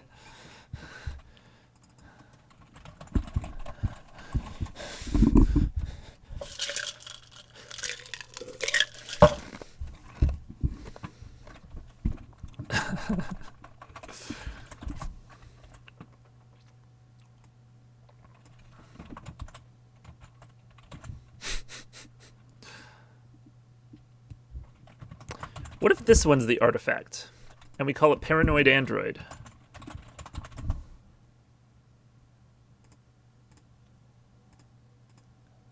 this one can just be a creature.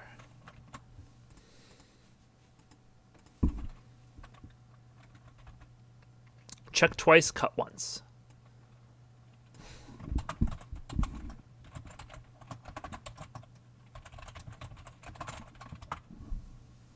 He knows he's going to be sacrificed eventually.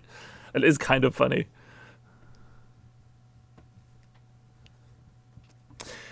I mean, you could still play this in the aggressive deck.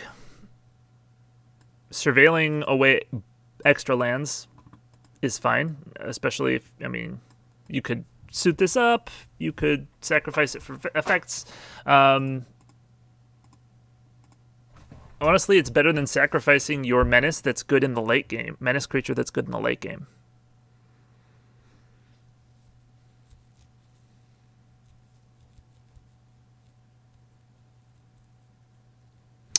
Yeah, okay. I think I actually do like the idea of making... I know this is no longer Hal's office. I mean, it could be. He's just not a robot. Yeah, because you're much more... You don't want to sacrifice this creature. You can, but...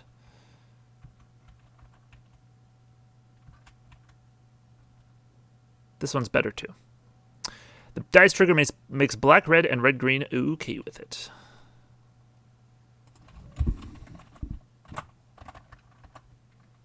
Hold on. I put the blue, red in the wrong place. So it's black, red, green, blue, red.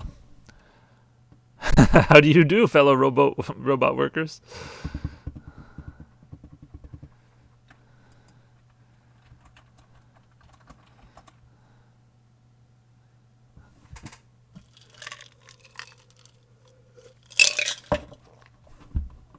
Okay, so then white, red... Actually, white, red likes it because it's an artifact to sacrifice.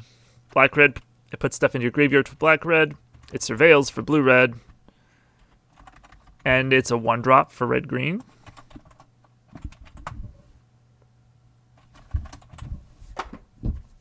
So actually, it's a fine common for all archetypes. It may be a little bit less good in red-green, because yes, it gets you a 1-drop to start raiding with. But I do feel like red-green's going to be a bit more mid-range. Oh, that's a good one, Gunblade.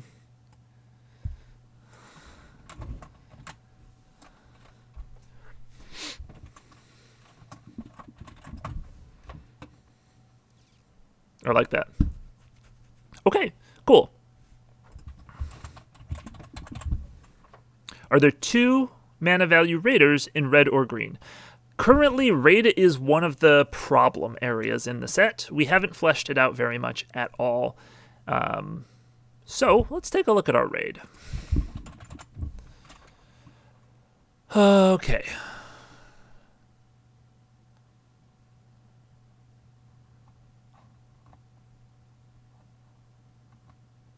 So there's just this 1/1 for 1. If you attack this turn, enters with a 1/1 counter. Seems reasonable.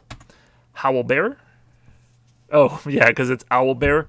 But instead of costing an extra green, you have to attack to get the card out of it. Flash, haste, ETB. If you attack this turn, target creature gets +3/+0 until end of turn.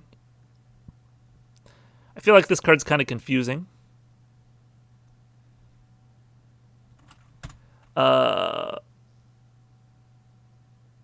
Enters with 2 +1/+1 counters. We haven't done too much innovative.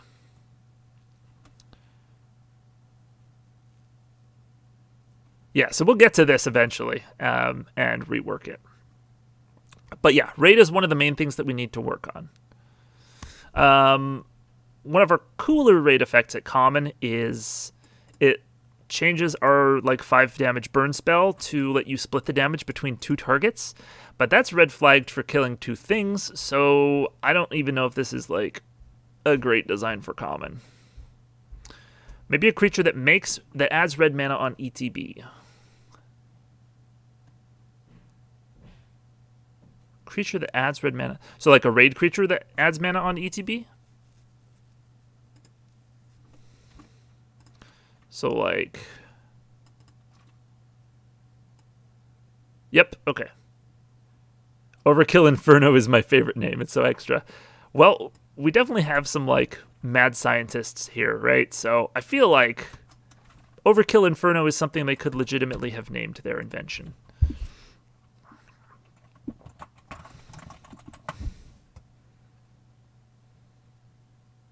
Raid Burning Heart Emissary. Yeah. Or Burning Tree Emissary. Yeah, that's the one.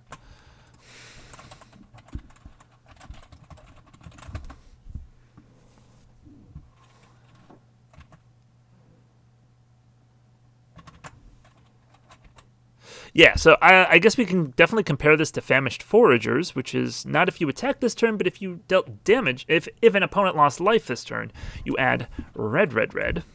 Oops. And that one's a 4/3 for 4. And it lets you pay 3 mana to Rummage. Obviously, this trigger is a little easier to get, just attacking, rather than having an opponent lose life. But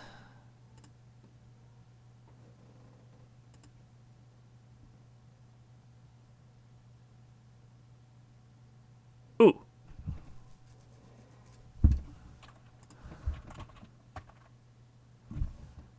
All costs 2, a colorless and a red. Okay.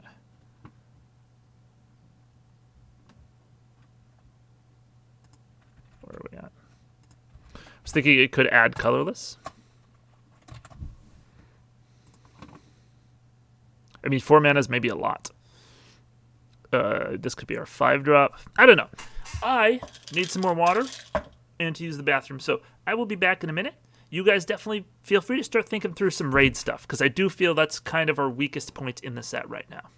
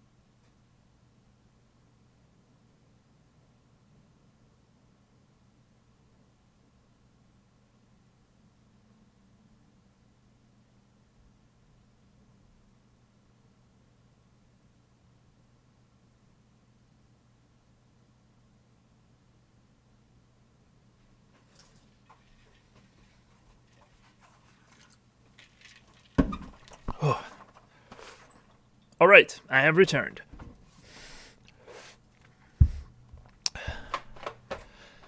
Whew. Mars says, I really like spell effects on creatures, so if Raid can trigger or upgrade those, that would be cool.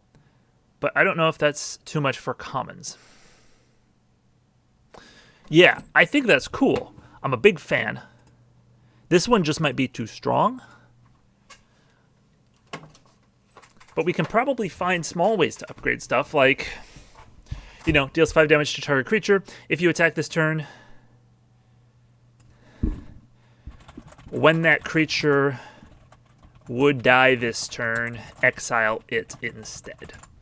And that's a very small upgrade, especially since there's not like a ton of graveyard synergy in this set. But it's something like that as an idea.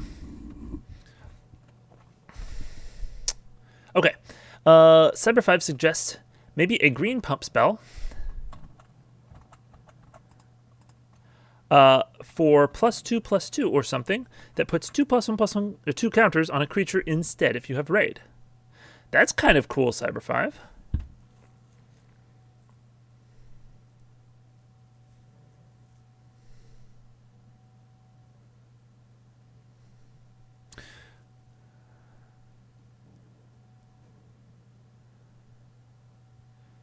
Maybe Overkill Inferno can target any target if you raided. That's kind of cool too. Okay.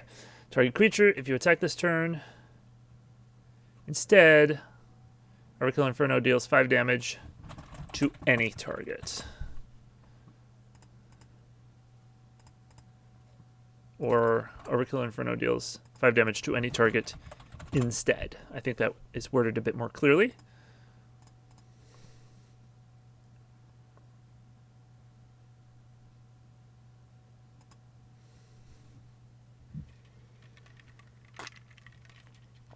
Okay, and then I like Niranjan. I also, yes, like your idea for a 2-drop that adds CR.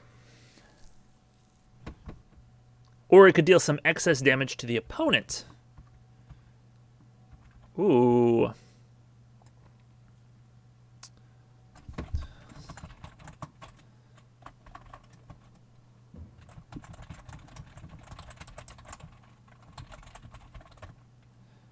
We can, whatever. Creatures, controller.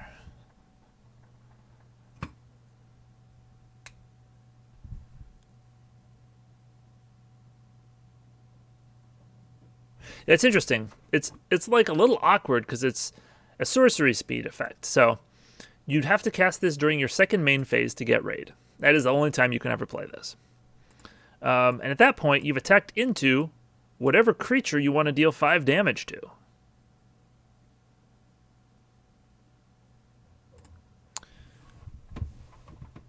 Which is not necessarily bad. It is sort of a game of... Or like, we do want the card to have decisions, you know? To have different ways you can play it. I don't know. Interesting. It's also about having evasive creatures, too. That's a good point. Oops.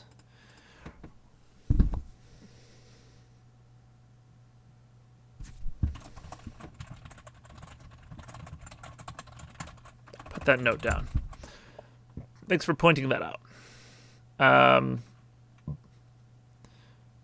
Okay. So before I lose it...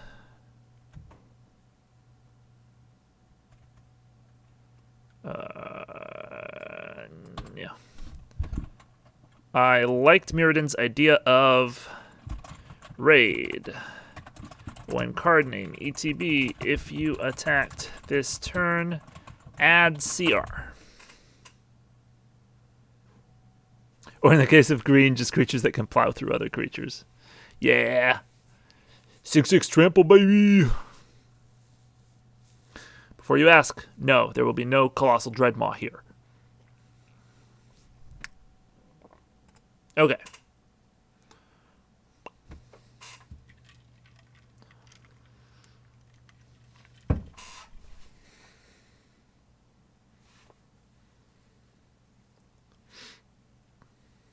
We only have the budget for a medium Dreadmaw.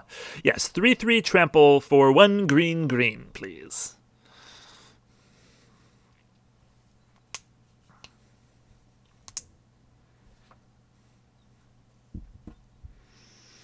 Okay, I'm trying to think of if this is any good. You play a 1-drop, Turn 2, you attack with it. You play this, you play another 2-drop. Shoot, you can chain these together.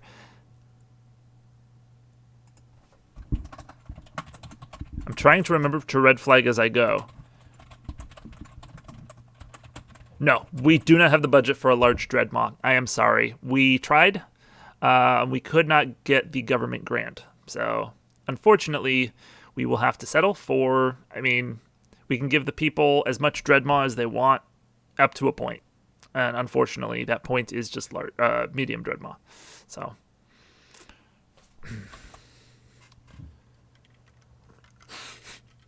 handful of tiny Dreadmaws.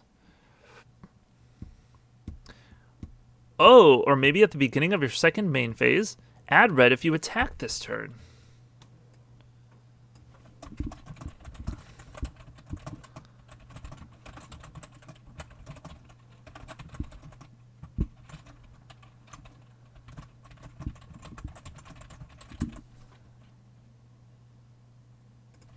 Or would it be, if you attack this turn, add red. 6 baby Dreadmaws. Or we could make Dreadmaw and Dreadpaw and Dread Little Clorinda. Get the whole Dread family.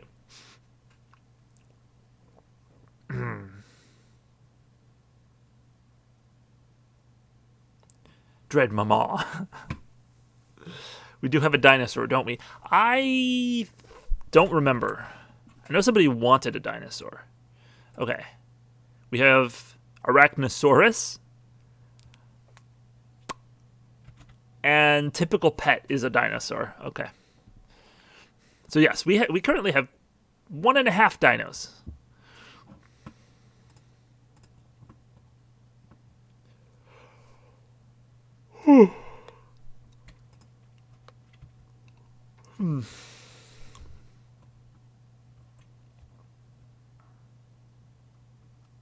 Okay. Is this a common effect? It's like a mana dork, but it requires you to attack? I think this would be fine at common and red.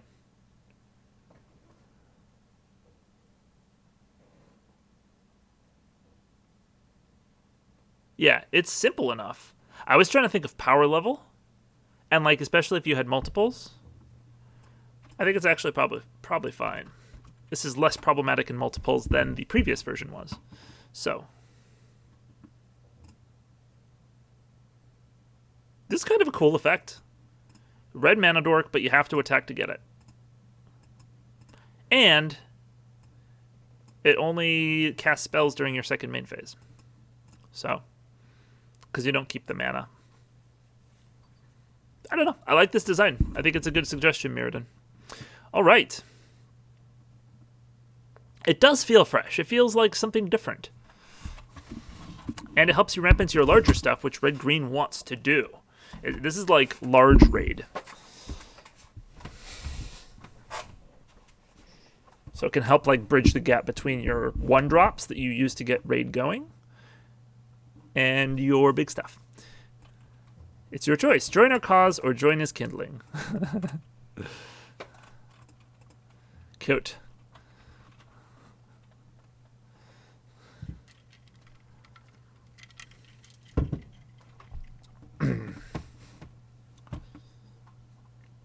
Cool.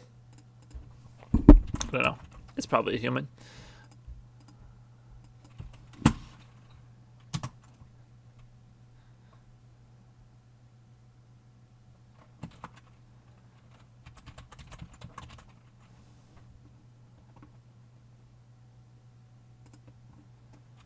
I don't know. That's probably the name of some people who are, of a group of conspiracists who are trying to spread the truth. Okay, so that's a 2-drop. Let's take a look at our other 2-drops. Or I guess we could go more for the raid. Human Wizard or Shaman. Human? Yeah, let's go Shaman. Shaman. Cool. I like it. Okay, yeah, let's actually continue down the raid rabbit hole. I like Shaman for outside the organization. I agree as well. That's why I chose not Wizard, is because I feel like it distinguishes them.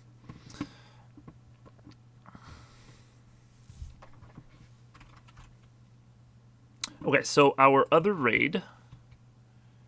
That was a raid card. Now it's not. Now it's nothing. Goodbye. And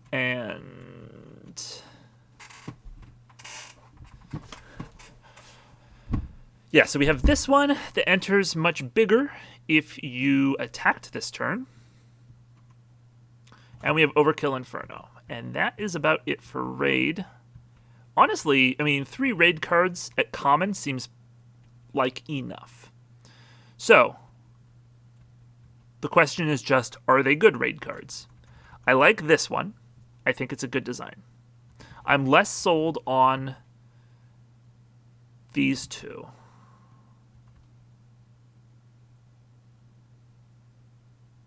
It is a 6/6 for 5 if you attacked this turn, which is not hard to do. It's not hard to have a creature to attack with by turn 5.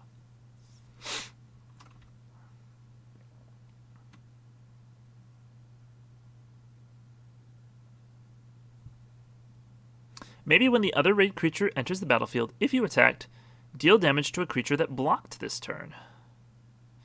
Oh, so it's like a mind game because the opponent knows that it's in the set.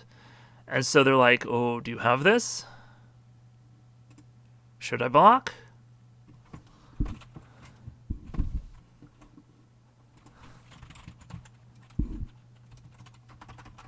What?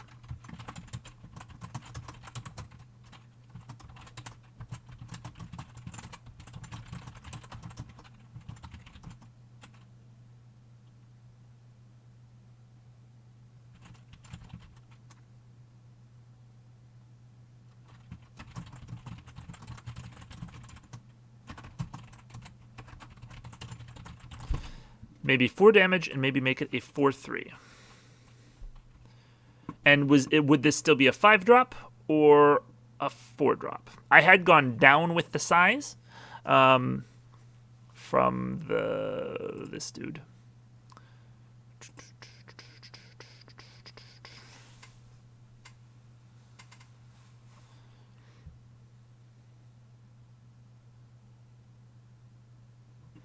Yes, I mean, this helps your raid creatures get through. Whichever you want the raid creature to be more. I mean, if you play a Truth Blazer on 2, then on turn 3 you could drop a 4-drop. So the question is, do we want it to feed naturally into itself? Or do we want the green raid creature to be like a 4-drop that it feeds into? And we don't have to, make a perfect like play pattern, obviously. But I think having some design for how these are going to play out makes some sense.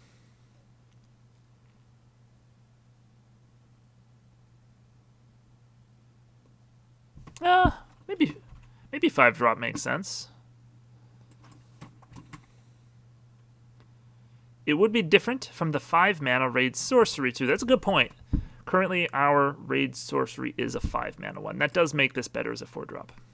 Okay, I wasn't thinking about that. Okay, now how much damage? Because this is kind of... If it's too much damage, it's like it automatically blows up anything that blocked. Which is kind of just a black thing. Destroy target creature that was dealt damage this turn.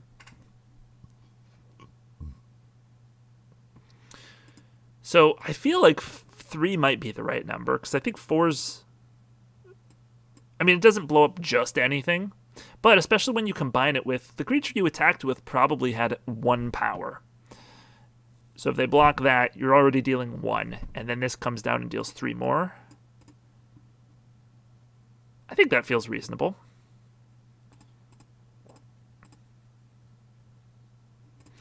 Okay, this would be...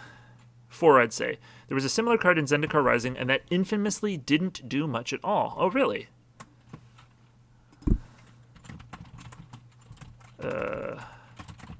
Was it a common? Oh, was it? Yeah, it was one of those party dudes, right? Oh, Sizzling Barrage.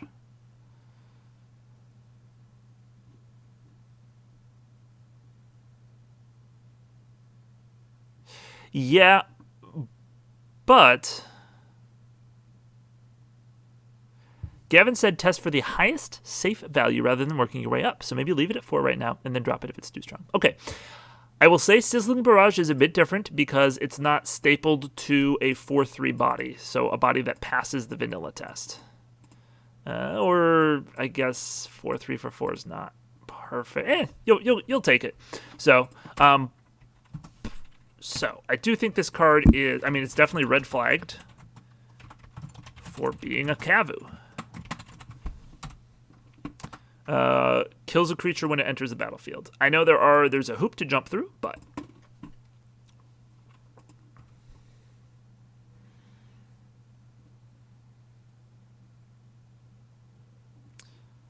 we could also skew it on stats. I guess making it 4-2 does make it an FTK. It's a Kavu where you don't really have any control where it can hit. Yes, but to be fair, Kavu is a very good card. So there's a lot of room for a card to be worse than Kavu and still be pretty good.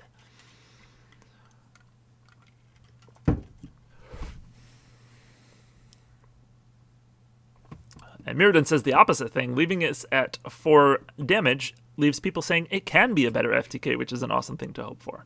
Okay, let's try it like this. 4 damage, but I am going to make it a little bit more skewed towards aggro, although that does just make it literally a Kavu stat-wise.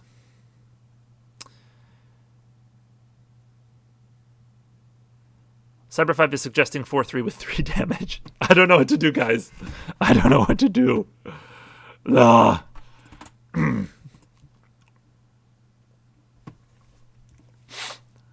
I don't even care anymore. Lame tongue Kavu.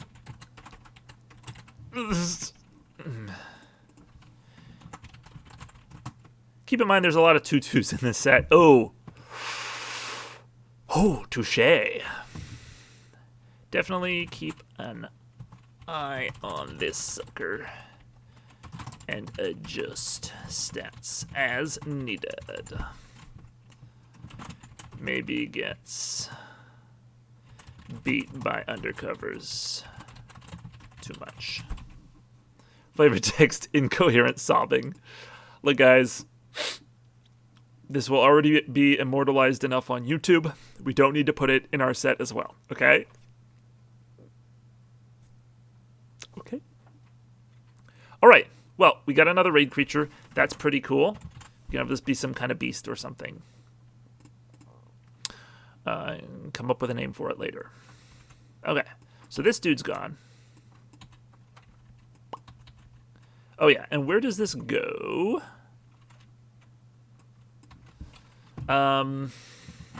Archetypes. So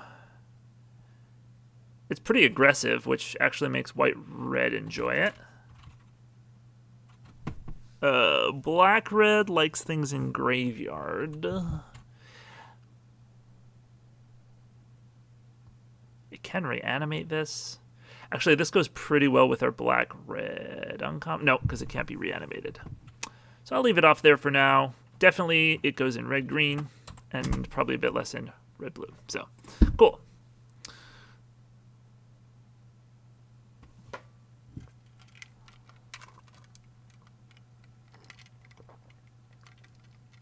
Okay, so we probably have enough raid in red at common. Has there been any consideration of a raid creature with haste? Forces you to make a decision. That is actually what this creature was. It was haste, and it was like a flash combat trick. I thought that was confusing, but your thing doesn't have to also like be flash plus combat trick. There has been discussion. I think I like the idea of, if we do that, maybe putting it at uncommon. So it's, if it does confuse people, it's not as visible. Doesn't come up as often, maybe. Let's see. Haste and raid creature in red. Uncommon. I agree with that. Cool. So we're on the same page. I definitely like the idea of cards that force you to make a decision, though, and can be played in two different ways. I mean, we have the undercover creatures, and we have the modal creatures, which, come to think of it, maybe those things are a little too similar, but you know what? Screw it, we're here now.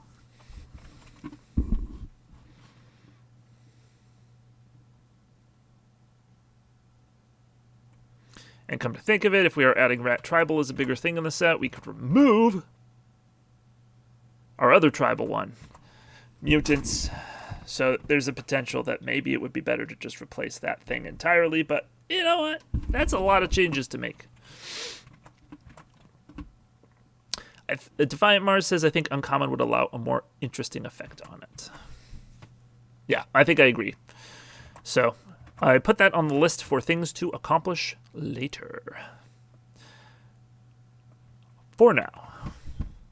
This happened last time, too. We got deep into set development, and I was like, hey, guys, our rune mechanic and our fortify mechanic are pretty much exactly the same. We have to cut one of these. And that was hard, but I wouldn't say Rat Tribal would be a major theme like that. It would just be a smaller sub-theme you can do for fun. Yeah, that's fair. I definitely agree, like, it doesn't have to be a major theme. Obviously, currently it's only in one color. Rats tend to only be black. But, yeah. I'm just thinking, if Mutants is kind of too similar to Undercover, would we want to then cut them? And then the reason that we had Mutants as a theme was because we thought having a tribal one would be good. We have the rats they could take over. So it was a rabbit hole I went down. We can probably leave everything as is for now. Okay. I mean, goblins are usually only red, and they can appear as a sub-theme in some sets. That is true.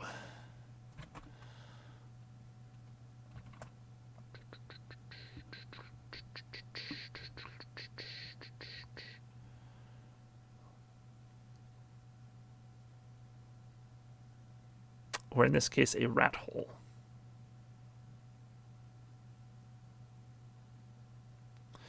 Regarding Rats and Mutants, has anyone made the Master Splinter joke yet? No. Actually, we do not have a Master Splinter type card. Our tribal is similar to Innistrad right now. Or do you mean Rat Tribal?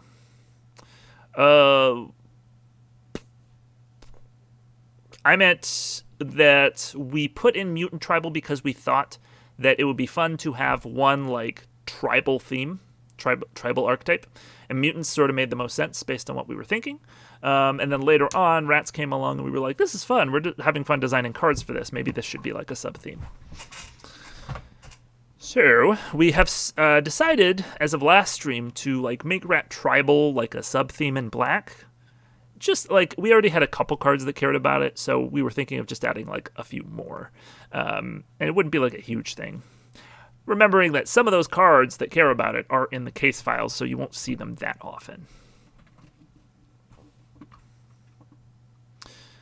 Okay, let me put Master Splinter on our to-do later. Now he comes in with 4/1/1 turtle tokens. And over time, he grows those tokens and gives them ninjutsu, which doesn't make any sense on tokens that are already in play. Okay, so now that we have enough raid, let's go back and look at our previous raid commons. Okay.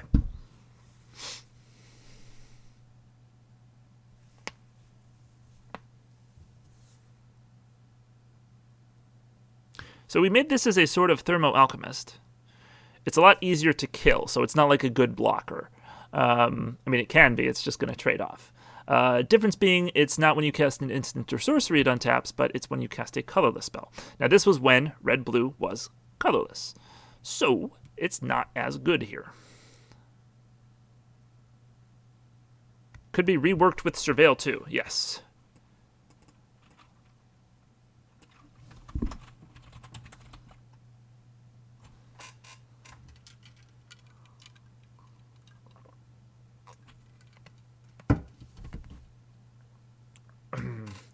I like the idea of having our cards work with Surveil and or Scry, but I don't think that it makes sense to say whenever you Surveil or Scry in a set that has no Scry.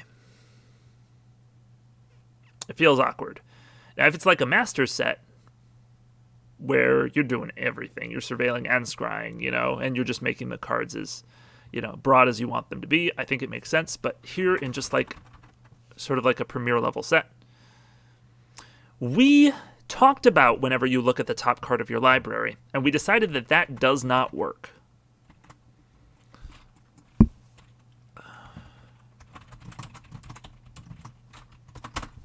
Because there's cards like this.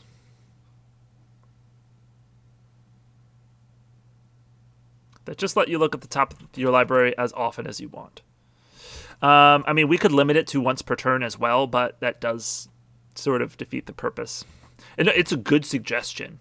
It really is. It's just, unfortunately, there's some some cards that make it not work so good. And yeah, Cyber5 says, looking, I don't think uses the stack too. Yeah, it would be like a special action. So then it would mess up timing. So it's a good suggestion. It just doesn't work. So I think just Surveil makes sense if we are going to care about that. That said, we don't necessarily need Surveil payoffs. I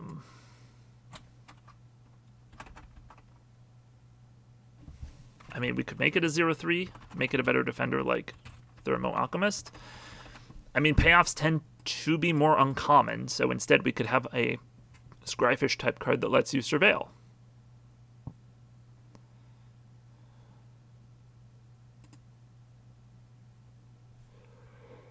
How much Surveil do we have in red? None.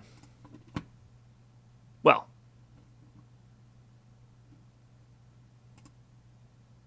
in that case, we need to fix that. So, there was the... Oh, did we make a black Surveil card, like Surveil fish? Because we had a one that was just like a lot worse. Looks like we didn't. I think we made it into like this card or something.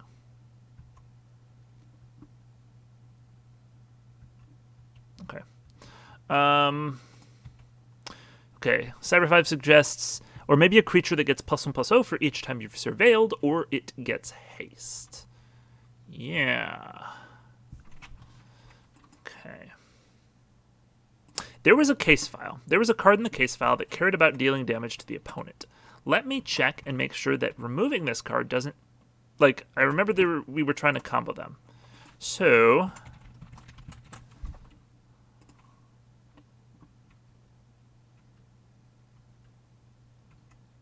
I don't remember what the card was, though, so let's see if I can find it.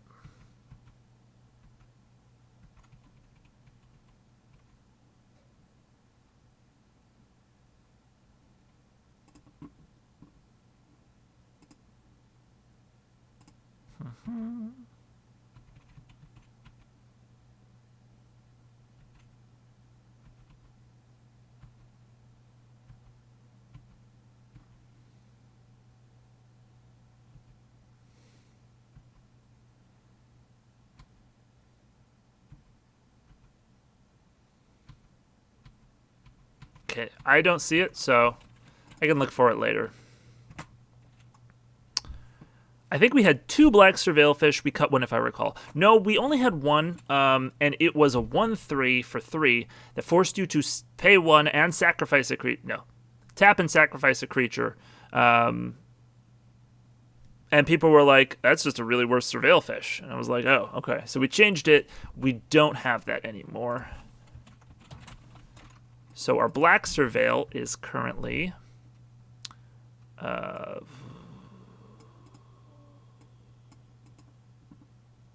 this is kind of similar to the red one. Whatever. We'll work it out later. So this guy, and then the recover assets. We actually still only have 2 ways to surveil in black. Oh, no. Blue's the other color. We're good. We don't need that many in black. I still think a once a turn free sacrifice creature in black could work, though. I don't disagree with you. I mean, it may be worse than Scryfish, but it does allow you to sacrifice. Yes, that is true. That was also part of the appeal. So we could definitely go back and change that if you want.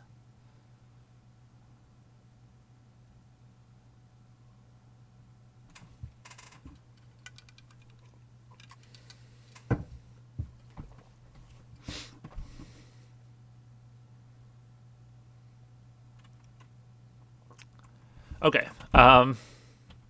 Here, let me put Surveil Fish in black on our to-do list. Okay. So, back into red we go. And we're trying to figure out what to do with this guy.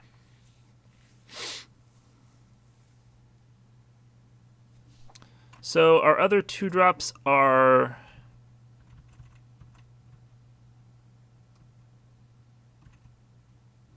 the raid guy that adds a red mana.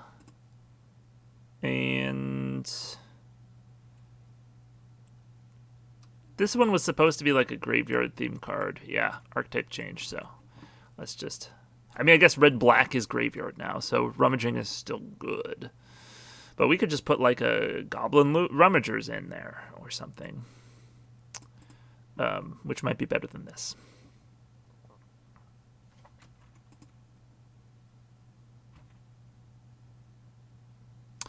Maybe we should make some kind of red bear. So by bear, do you mean like a 2/2 for 2? Or do you just want a creature type bear? Okay, cool. Works for me.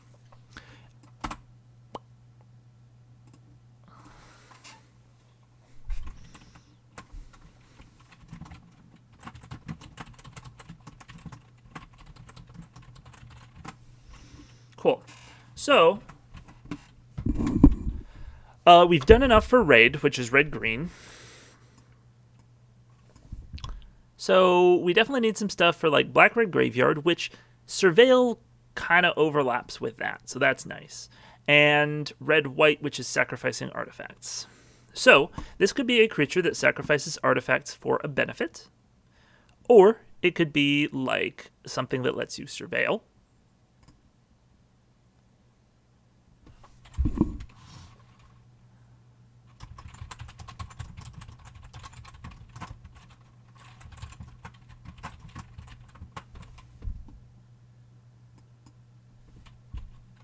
Three red, exile from your graveyard,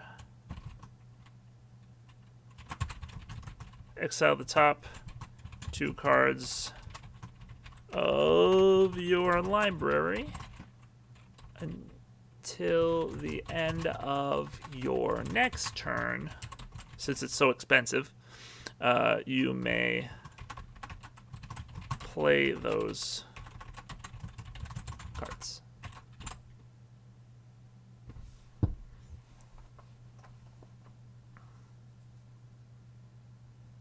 Yeah, I mean, it trades off, goes to your, and has a graveyard activated ability.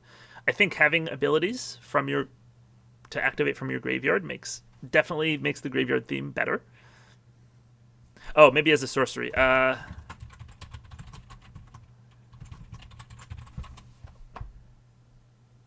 going to be very curious to see how many comments have more lines of text when we finish green. I agree, because I do think that we should try to minimize it as well.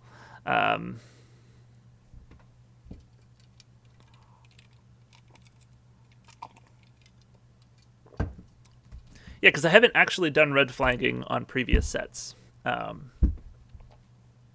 We didn't end up getting that far for Neil Devar. Like, we finished a first draft and stopped there because I got busy.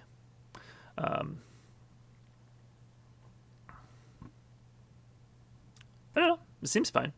Granted, it might take up less lines of text once we add flavor text. Yeah, we just need to put on a heck of a lot of flavor text, and now, boom, it's 3 lines. Perfectly fine. If you want to cut down on text, maybe rummaging instead. That is another reasonable thought. I mean, it sort of goes with the ability, because you're in the graveyard deck, so you can put like more of these into your graveyard.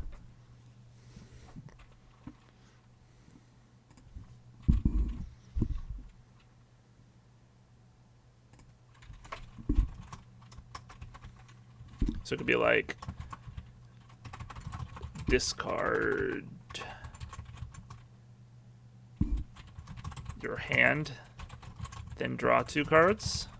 I don't know if that's too powerful at common, because it can just draw you 2 if you're empty-handed.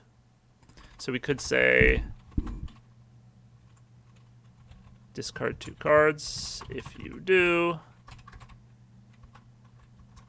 actually, I guess that would just be in here.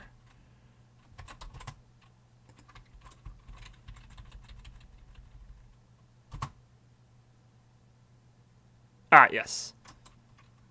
Oh, that makes more sense, even. Okay. Discard up to 2 cards. Then draw that many cards. So that would be a way to do it. I mean, it's still technically 4 lines of text, but it's not 6. It also probably doesn't need to cost this much mana. It'd probably be like 3. Unless we also want it to be activate only as a sorcery. I don't know how important that is.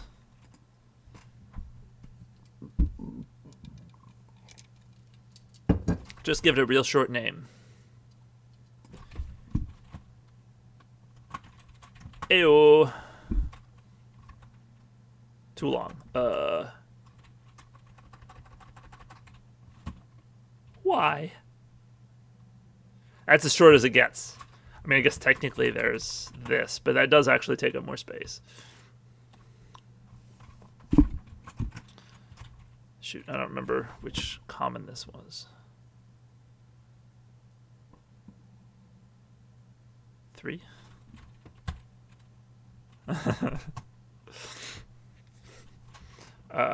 Looter. Okay. Well, it's a card. It's fine. It's a 2/2 for 2, which is, not great, but once it's in your graveyard, so you can trade off with it and then have some activated ability to activate. Loot a bit. I mean, rummage a bit. So that's good in a graveyard's theme, so you can like stock your graveyard with cards you want in there, or it's good in a surveil theme because you can just put this from the top of your deck into your graveyard and then have access to even better cards. If it's a spirit still, maybe name it Looter Spooper for now. Ooh. Cute. We can leave it as a spirit for now. Okay. Archetypes. Black, red. Not as much on red, green. Not as much on white, red. Red, white. So red, blue. Isn't this the thing they cut from Amonkhet? Or was that just draw?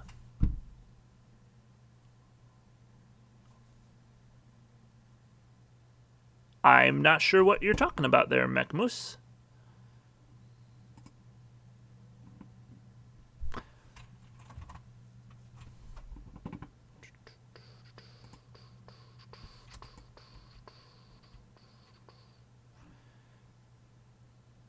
Well, that means the need for this to loot is even farther out the window.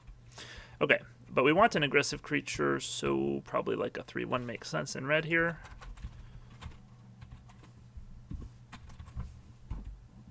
There was a mechanic that let you exile cards from your graveyard as an activated ability. I think it was just draw now that I'm thinking about it. Okay.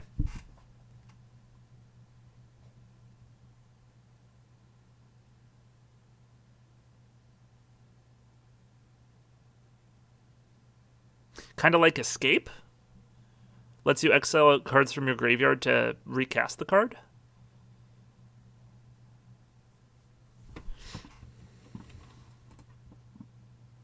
And it was cut because it was too similar to Investigate. Huh.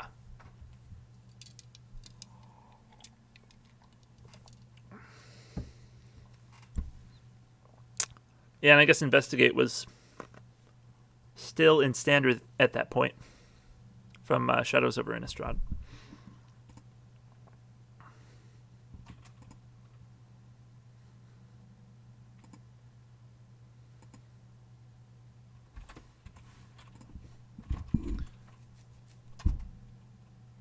Not sure if it would be a color break, but maybe it could assign its combat damage as though it weren't blocked. It's a good question. As far as I know, that is only in green.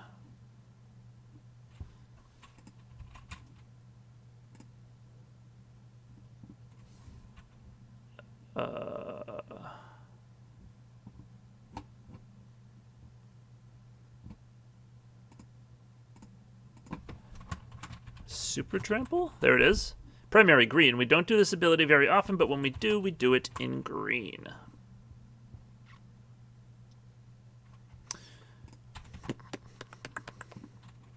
So according to Color Pie article, it's not in red at all.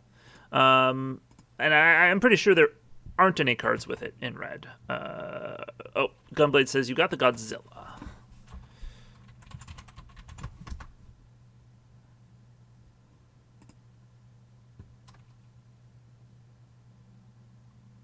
Super Trample, but only against Planeswalkers.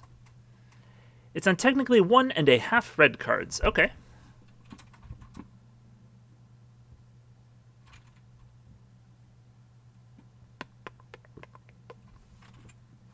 Outmaneuver and Proud Wildbonder. Okay. Outmaneuver. Okay. Cannot count as precedent, since it is from 1998. But Proud Wildbonder, I know where that comes from. Oh, and it's a green-red hybrid card. Yes.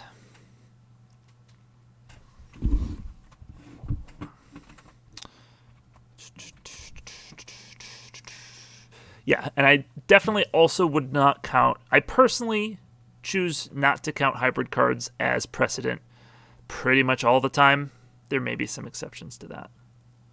So more bend than anything, but hybrid can get weird. Yes, good point. I mean, at this point in time, if they're putting it in hybrid, like, it's something the color... Even if the color doesn't normally do it, it's not a break. Maybe not. Some of the companions were definitely a bit off, so... Right, I agree. It doesn't really undercut Red's weaknesses.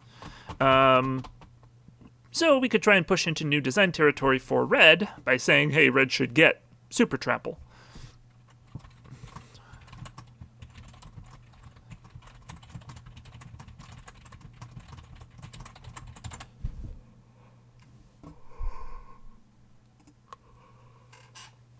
You like it on red spells, like a spell that gives outmaneuver, that gives a creature the ability effectively,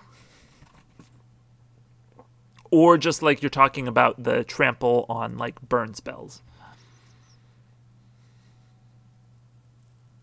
I mean, this is effectively kind of like that.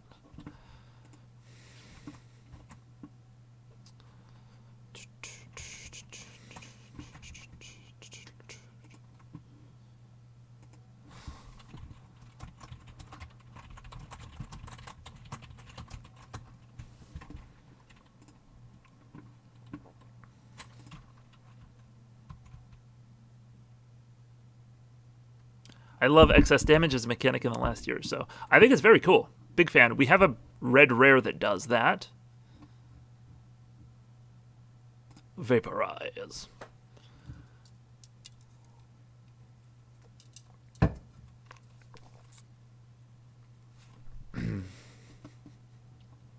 Which is really bad as a board wipe, but it's really good as a player wipe if they have a lot of small creatures.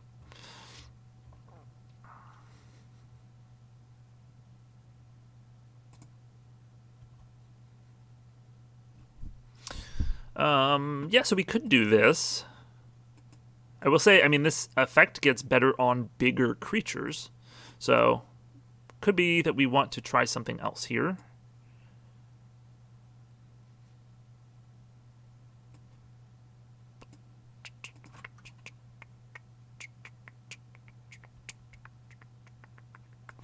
Let's see. Red should also get haste, generally.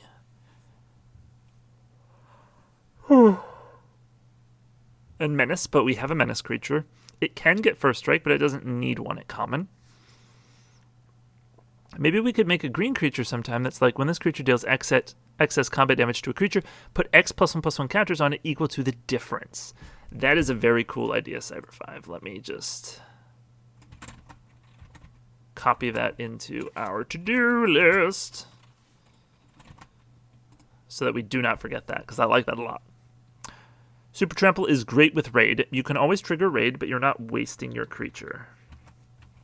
Right, like assuming that you're chump attacking with it. You still get in the damage. You're basically sacrificing it to get its damage in.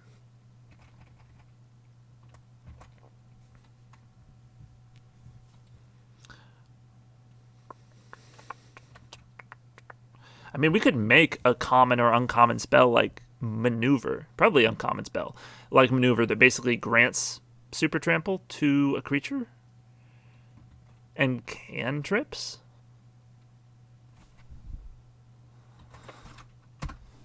Let me put that on the list.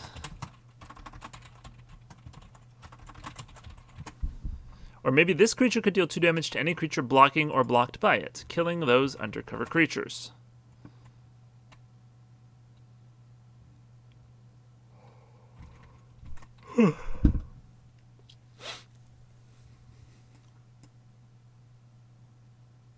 There's creatures like this that deal 1 damage to any creature blocking or blocked by it. Ashmouth Hound is an example. 2 is a lot. I mean, it would have to probably be a 1/1. I think red Super Trample tends to be Fling. That's a good point, Gunblade.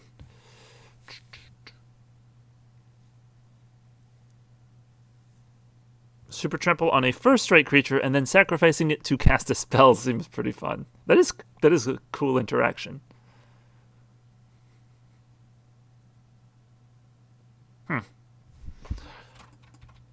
I'm really not sure. Oh, well, who doesn't love Fling?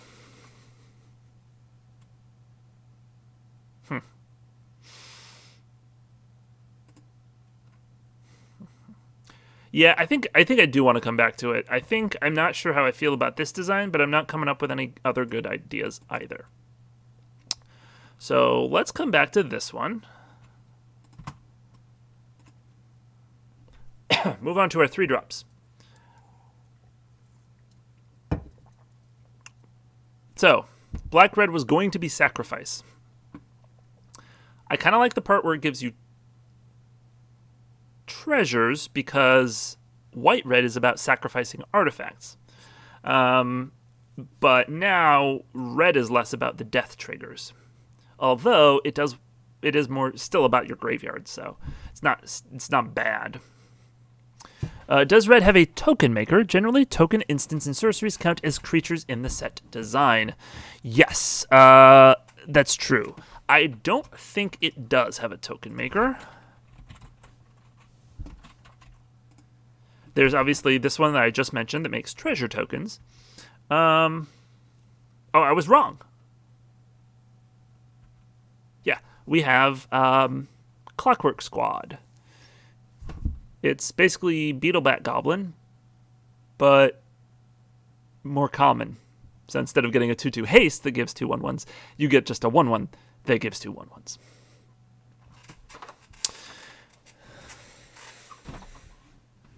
Maybe when this creature deals combat damage, make a treasure token. Oh! From AFR. It's cool. And you're talking about our 3 mana value creature?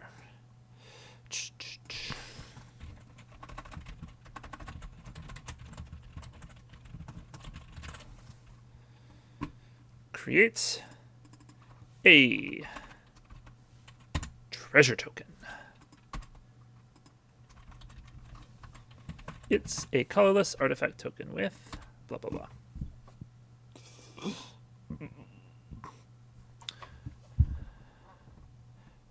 Do we want that when we have the Raid Dork at common 2? Oh. You make a good point. We could forget about the treasure because it is a mechanic that we don't really have in this set. We do have a Mana Dork in a 2-drop slot. And we can just make more, if we want artifact tokens to create, we can just do more of the 1/1 constructs.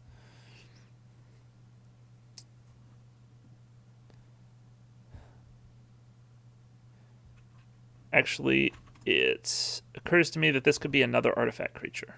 Or the weapon tokens too. That's a good point. So yeah, I think maybe we... Oh, I guess we do have treasure tokens in the set because we have just the cycle of commons that I can't find because this is in the wrong order. We do have the cycle of commons that make all sorts. And so we do have one that makes treasures. Oops.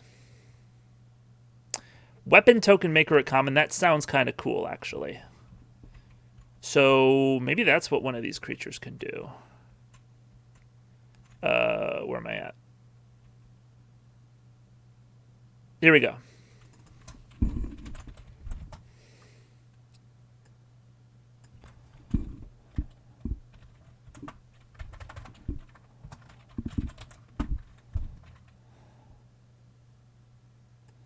I'll have to copy text. Weapon.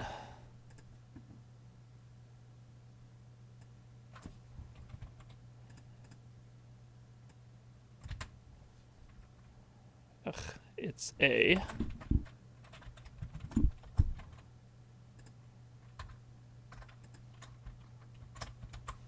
Okay. Maybe a spell that goes, make a 1/1 construct and a weapon attached to it. Okay, that gives you 2 artifacts, doesn't it? That could be cool.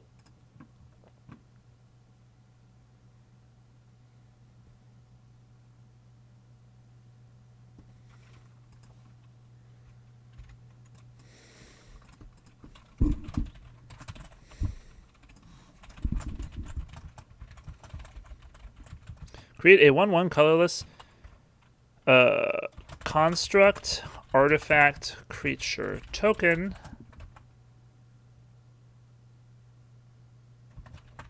Then create a weapon token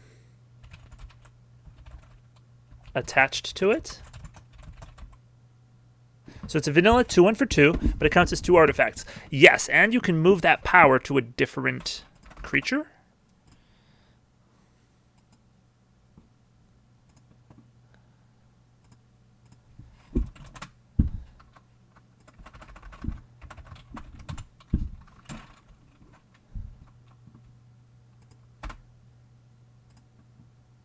I mean, I guess this technically only counts as 3 lines of text. But name, small robot running with knife. Ankle Shanker?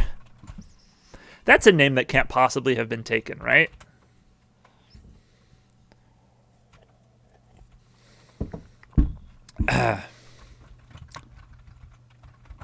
Shankle Anchor?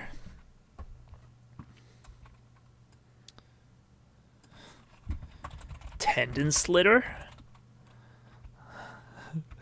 I think, yeah, I was joking. Yeah, Ankle Shanker was the name of a goblin from Tarkir. Oh, you're right. This isn't a creature. This is you're right. Small robot running with knife. You're right. I was naming a creature. That's my bad.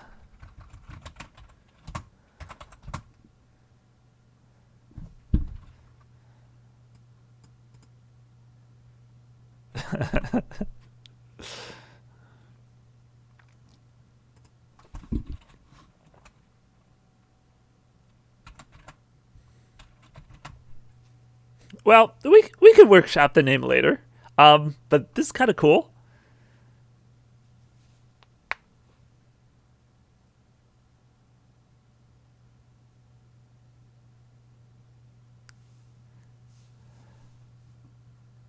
I feel like something in the vein of field testing.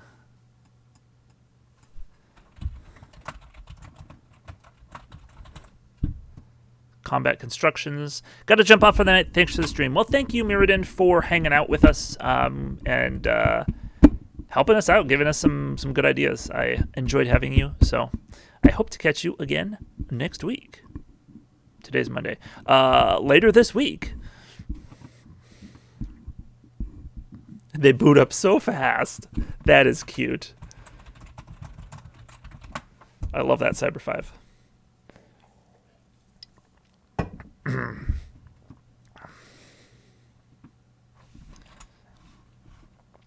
Okay. So, archetypes for this bad boy. Obviously, red, white.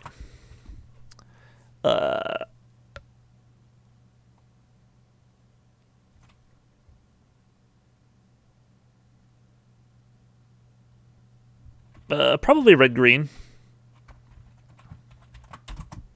Because they're going to be attacking a lot, and having that power is pretty good. All right, I have returned to existence. Nifty Piker, yes. I forget who came up with it. Cyber 5.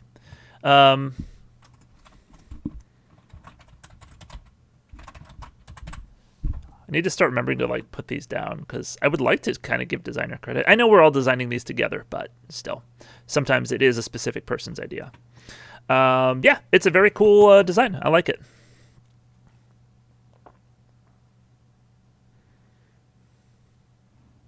Windows 8, the deadliest of robots. We'll also have video evidence too. Yes, that is technically true, but there is a reason that I don't edit these videos and I just post the VOD straight to YouTube, no editing. And that is because I do not have time to relive the last 3 hours that I just went through. So it's much better if I try and do it as I go along, but it's hard. I do like the living weapon callback. Yeah, I mean, it's a good mechanic. Someone will go through it at least. That's fair. That's fair. I'll just be like, I'll put a note on our YouTube channel like, if you watch these videos, please keep track of who designed which card and then send me a message. That'll work out.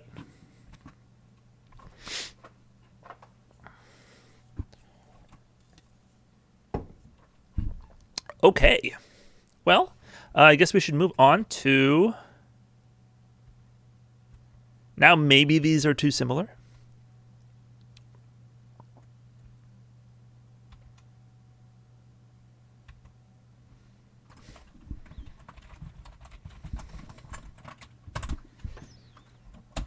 Because we don't need that many weapon tokens. We really don't. I honestly think that having the two that we have, the colorless artifact that taps and sacrifices to make 3 weapons, and then also this guy, that's probably enough. So I don't know that we need this as well. But maybe a creature that gets cheaper if you sacrifice an artifact. That's cool.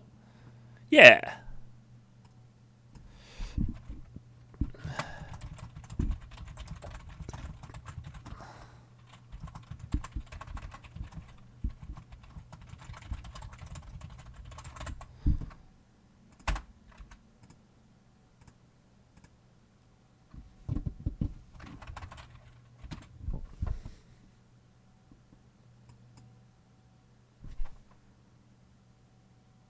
Exact same idea, Cyber 5.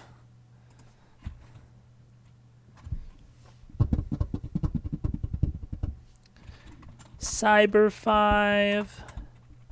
Heart. Andrew. There we go. We both did it.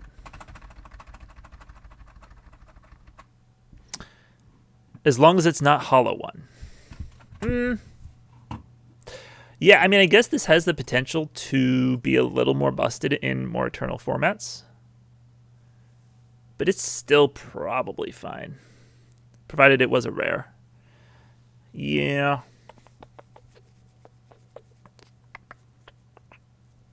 I don't think we have any 0 mana artifacts currently, which means you're not getting this on turn 1.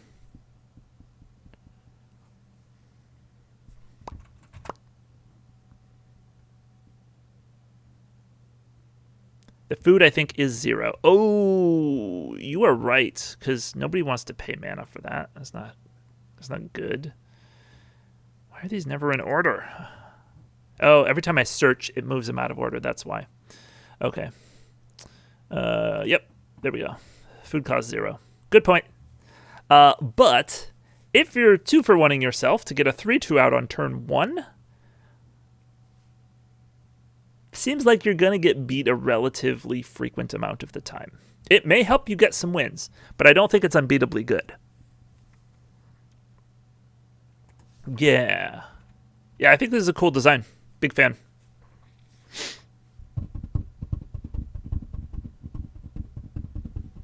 Yeah, it makes you give up 2 cards and requires a specific 2 cards in different color identities to meet up. Yeah, because you don't really actually ever want to play that food card in a red-white deck. Because they're trying to get aggro. They don't need to gain life. So I guess then they are just playing it to have artifacts to sacrifice, so maybe that's not that bad. Also considering, oh, it does trade with Undercover. That is true. But it comes down and starts swinging before Undercover creatures come out. So I like this design. This is a good one. Wealthy Scion doesn't necessarily make sense anymore.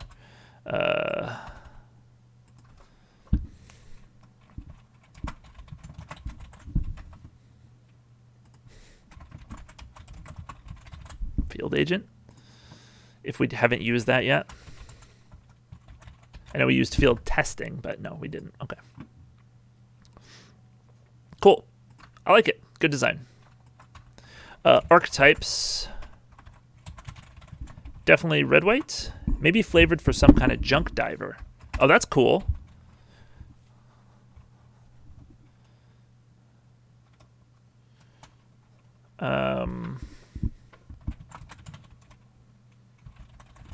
Scrap Digger. I don't think that's a card name.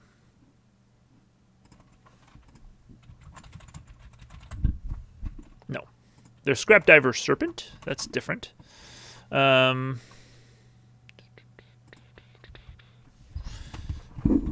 have it be a goblin. Feels goblin-like. It sure does.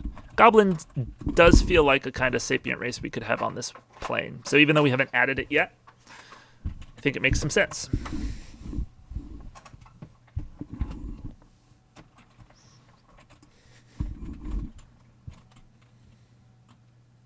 Homeless goblin, probably.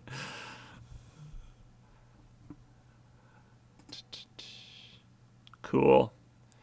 Okay. We got 10 minutes left. Let's crank these out.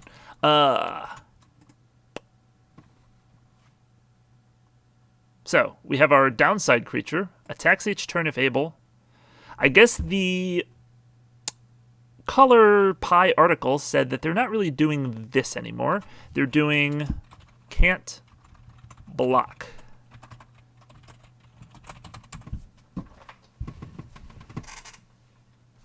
Or we could still probably do can't attack or block alone. It's obviously this makes it fail the vanilla test if it can't block. Oh, you're right. It is now similar to our other 4-drop as a 4/3 for 4. So we can change it. I mean,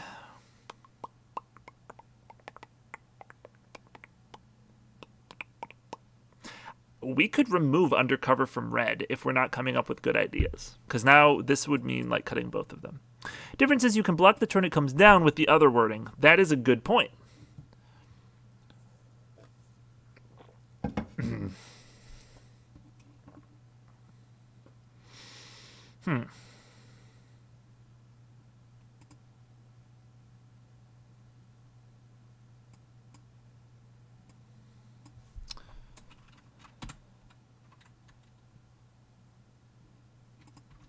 I mean, we could have it just be like a 3/3 haste Undercover.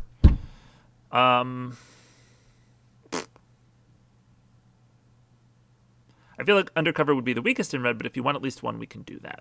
Yeah, I mean, the original concept was that it's sort of like Morph, where it is just in all 5 colors. I guess the difference with Morph is that you flip it up during combat and surprise your opponent with which it is, which makes it a little bit less necessary that it needs to be in every color. Because, if you're playing red-green morphs and the opponent knows there are no red morphs, that's going to have a lot less impact. They know, what are the green morphs? What could it be? So it's in all 5 colors to sort of mix that up. Surprising your opponent with what the creature is makes, it still works with Undercover, but it's not as important. A 4-mana haste seems fine, at least. Okay.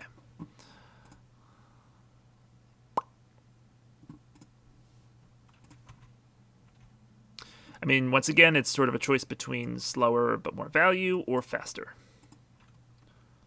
Just remember, it's always Willbender. Yes, if they're playing red-green morphs and have no blue mana available, they will find a way to bend your will.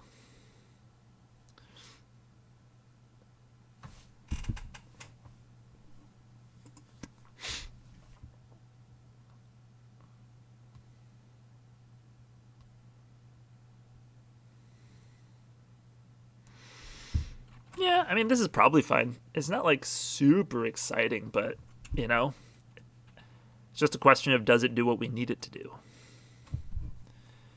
It can be an aggressive creature or a more defensive creature, depending on whether you are the beatdown or not. I think that's good. It turns on Raid. It does, although haste for Raid isn't generally awesome unless you have a bunch of extra mana as well. But it does work with the 2-drop because that one's just on your second main phase. So you could play this attack with it. In second main phase, you get another red mana, which you can use that 1 red mana for something. That's what we need more of in sets. Spell Redirection. I could put that on our list.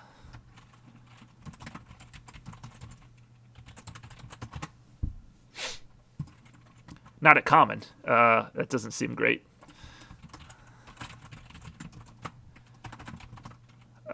Red-green would probably play this. Maybe even spell Active Treason? Gain control of target spell until end of turn?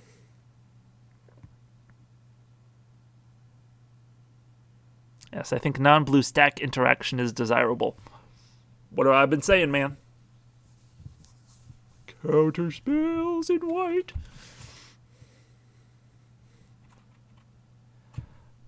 I mean, this is only particularly good in red-green. It's not bad in red-white. I mean, even the slower ones, like red-blue, could still play it for value. But, we can leave it at that.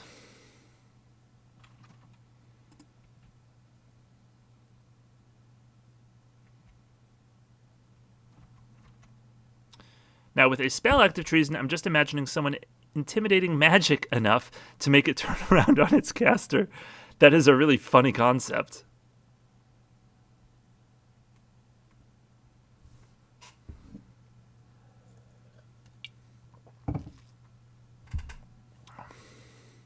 Okay, we made our Lame Tongue Kavu.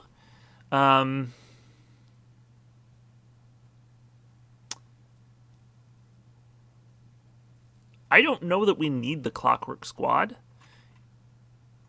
We only need so many cards that give us multiple artifact tokens. And red already, this would make 3 for red. Field Testing, the Clockwork Squad, and the Conspicuous Weapon. It's like the Kylo Ren Laser Bullet Force status. Oh, stasis, yeah. It only makes 2. Yes. It does only make 2. But, I find in my experience, a lot of these things tend to go farther than you think they do. So you don't necessarily need as much of it as you think. 4 mana for 3/3 across 3 bodies is about on right for common. Yes, I agree. This is about if we want this card in our set, this is about right. We can just print it as is. Question is, do we, though? Oh, I meant for the sorcery. You said this one makes 3. Sorry.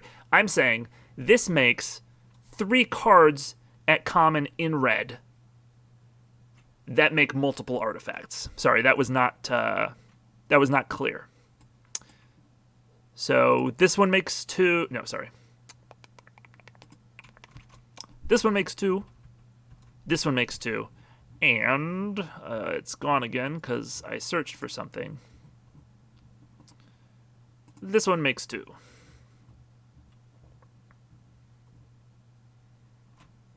Maybe it makes constructs with haste that you sacrifice at end of turn. I'm not as keen on having it be like a different type of artifact token. Or I guess it could still be the same artifact token, but just say sacrifice them at end of turn, I guess. Yo, how's the set going? Hey, Jack, it is going pretty well. We made a couple of interesting commons I'm excited about. We've been working on red commons today.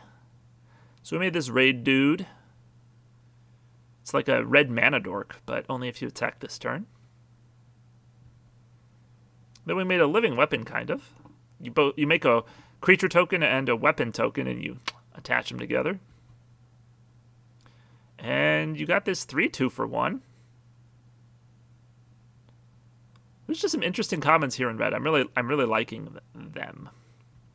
Cyber5 says you can just say it gains haste. That's fair. Also, the 4-mana 3/3 can pretty easily be bounced, flickered, raised, deaded, etc., which is worth noting. Ah, yes. This one can, you can easily, like, do things to it to keep getting the 1/1s out of it. Now, we are not really using flicker in this set because it kind of breaks undercover, but it could, still be good with raise, dead, or whatever. I know we had the Vow discussion, but red is being a bit difficult. Yeah, we did take a full 1 of our 3 hours just on talking about Vow. So, we only got about halfway through, and I should probably be finishing up now. Both because my voice is giving out and because I try and keep it pretty strictly to 3 hours, just so I'm not spending too much time on my computer.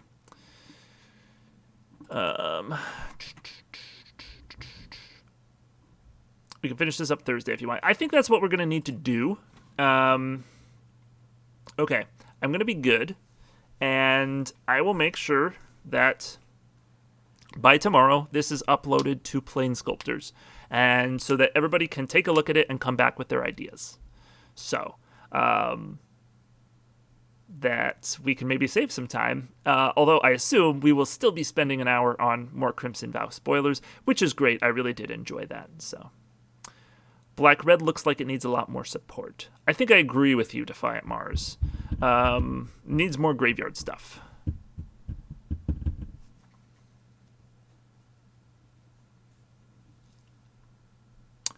Yes, Black-Red has been changed around a little bit. It is now sort of graveyardy. So we will probably want to add back in my Graveyard Act of Treason. Here's hoping. I at least like the design of it. But yeah, beyond that, we don't have too much. We have like an activated ability, a graveyard activated ability in red somewhere. This one that lets you rummage. Neat, make it exile from graveyard matters. We can potentially do that. I mean, we don't want it to just be lore hold, but I mean, it's in different colors and we can make it work differently. So that's definitely something we can do. And remember, like, not every archetype is created equal. So even if there's not like a ton of support for it, if there's enough that one drafter at every table can play it, like, that's fine.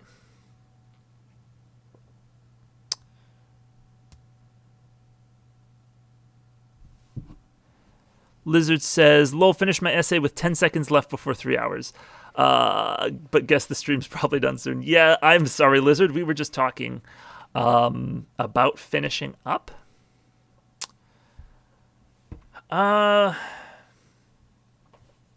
So I'm sorry.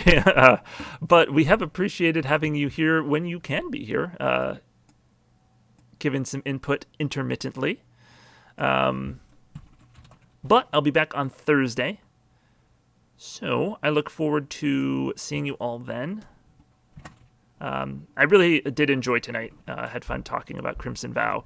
And even if we didn't get too many comments in, we did really do some good work on Raid. And on, like I said, I'm kind of excited for the red commons that we did design. They're kind of interesting. So, yeah, thank you all so much, as always, for hanging out, spending some time just designing cards. I really enjoyed it. So have a great whenever it is, wherever you are, and I will see you all again, hopefully, on Thursday.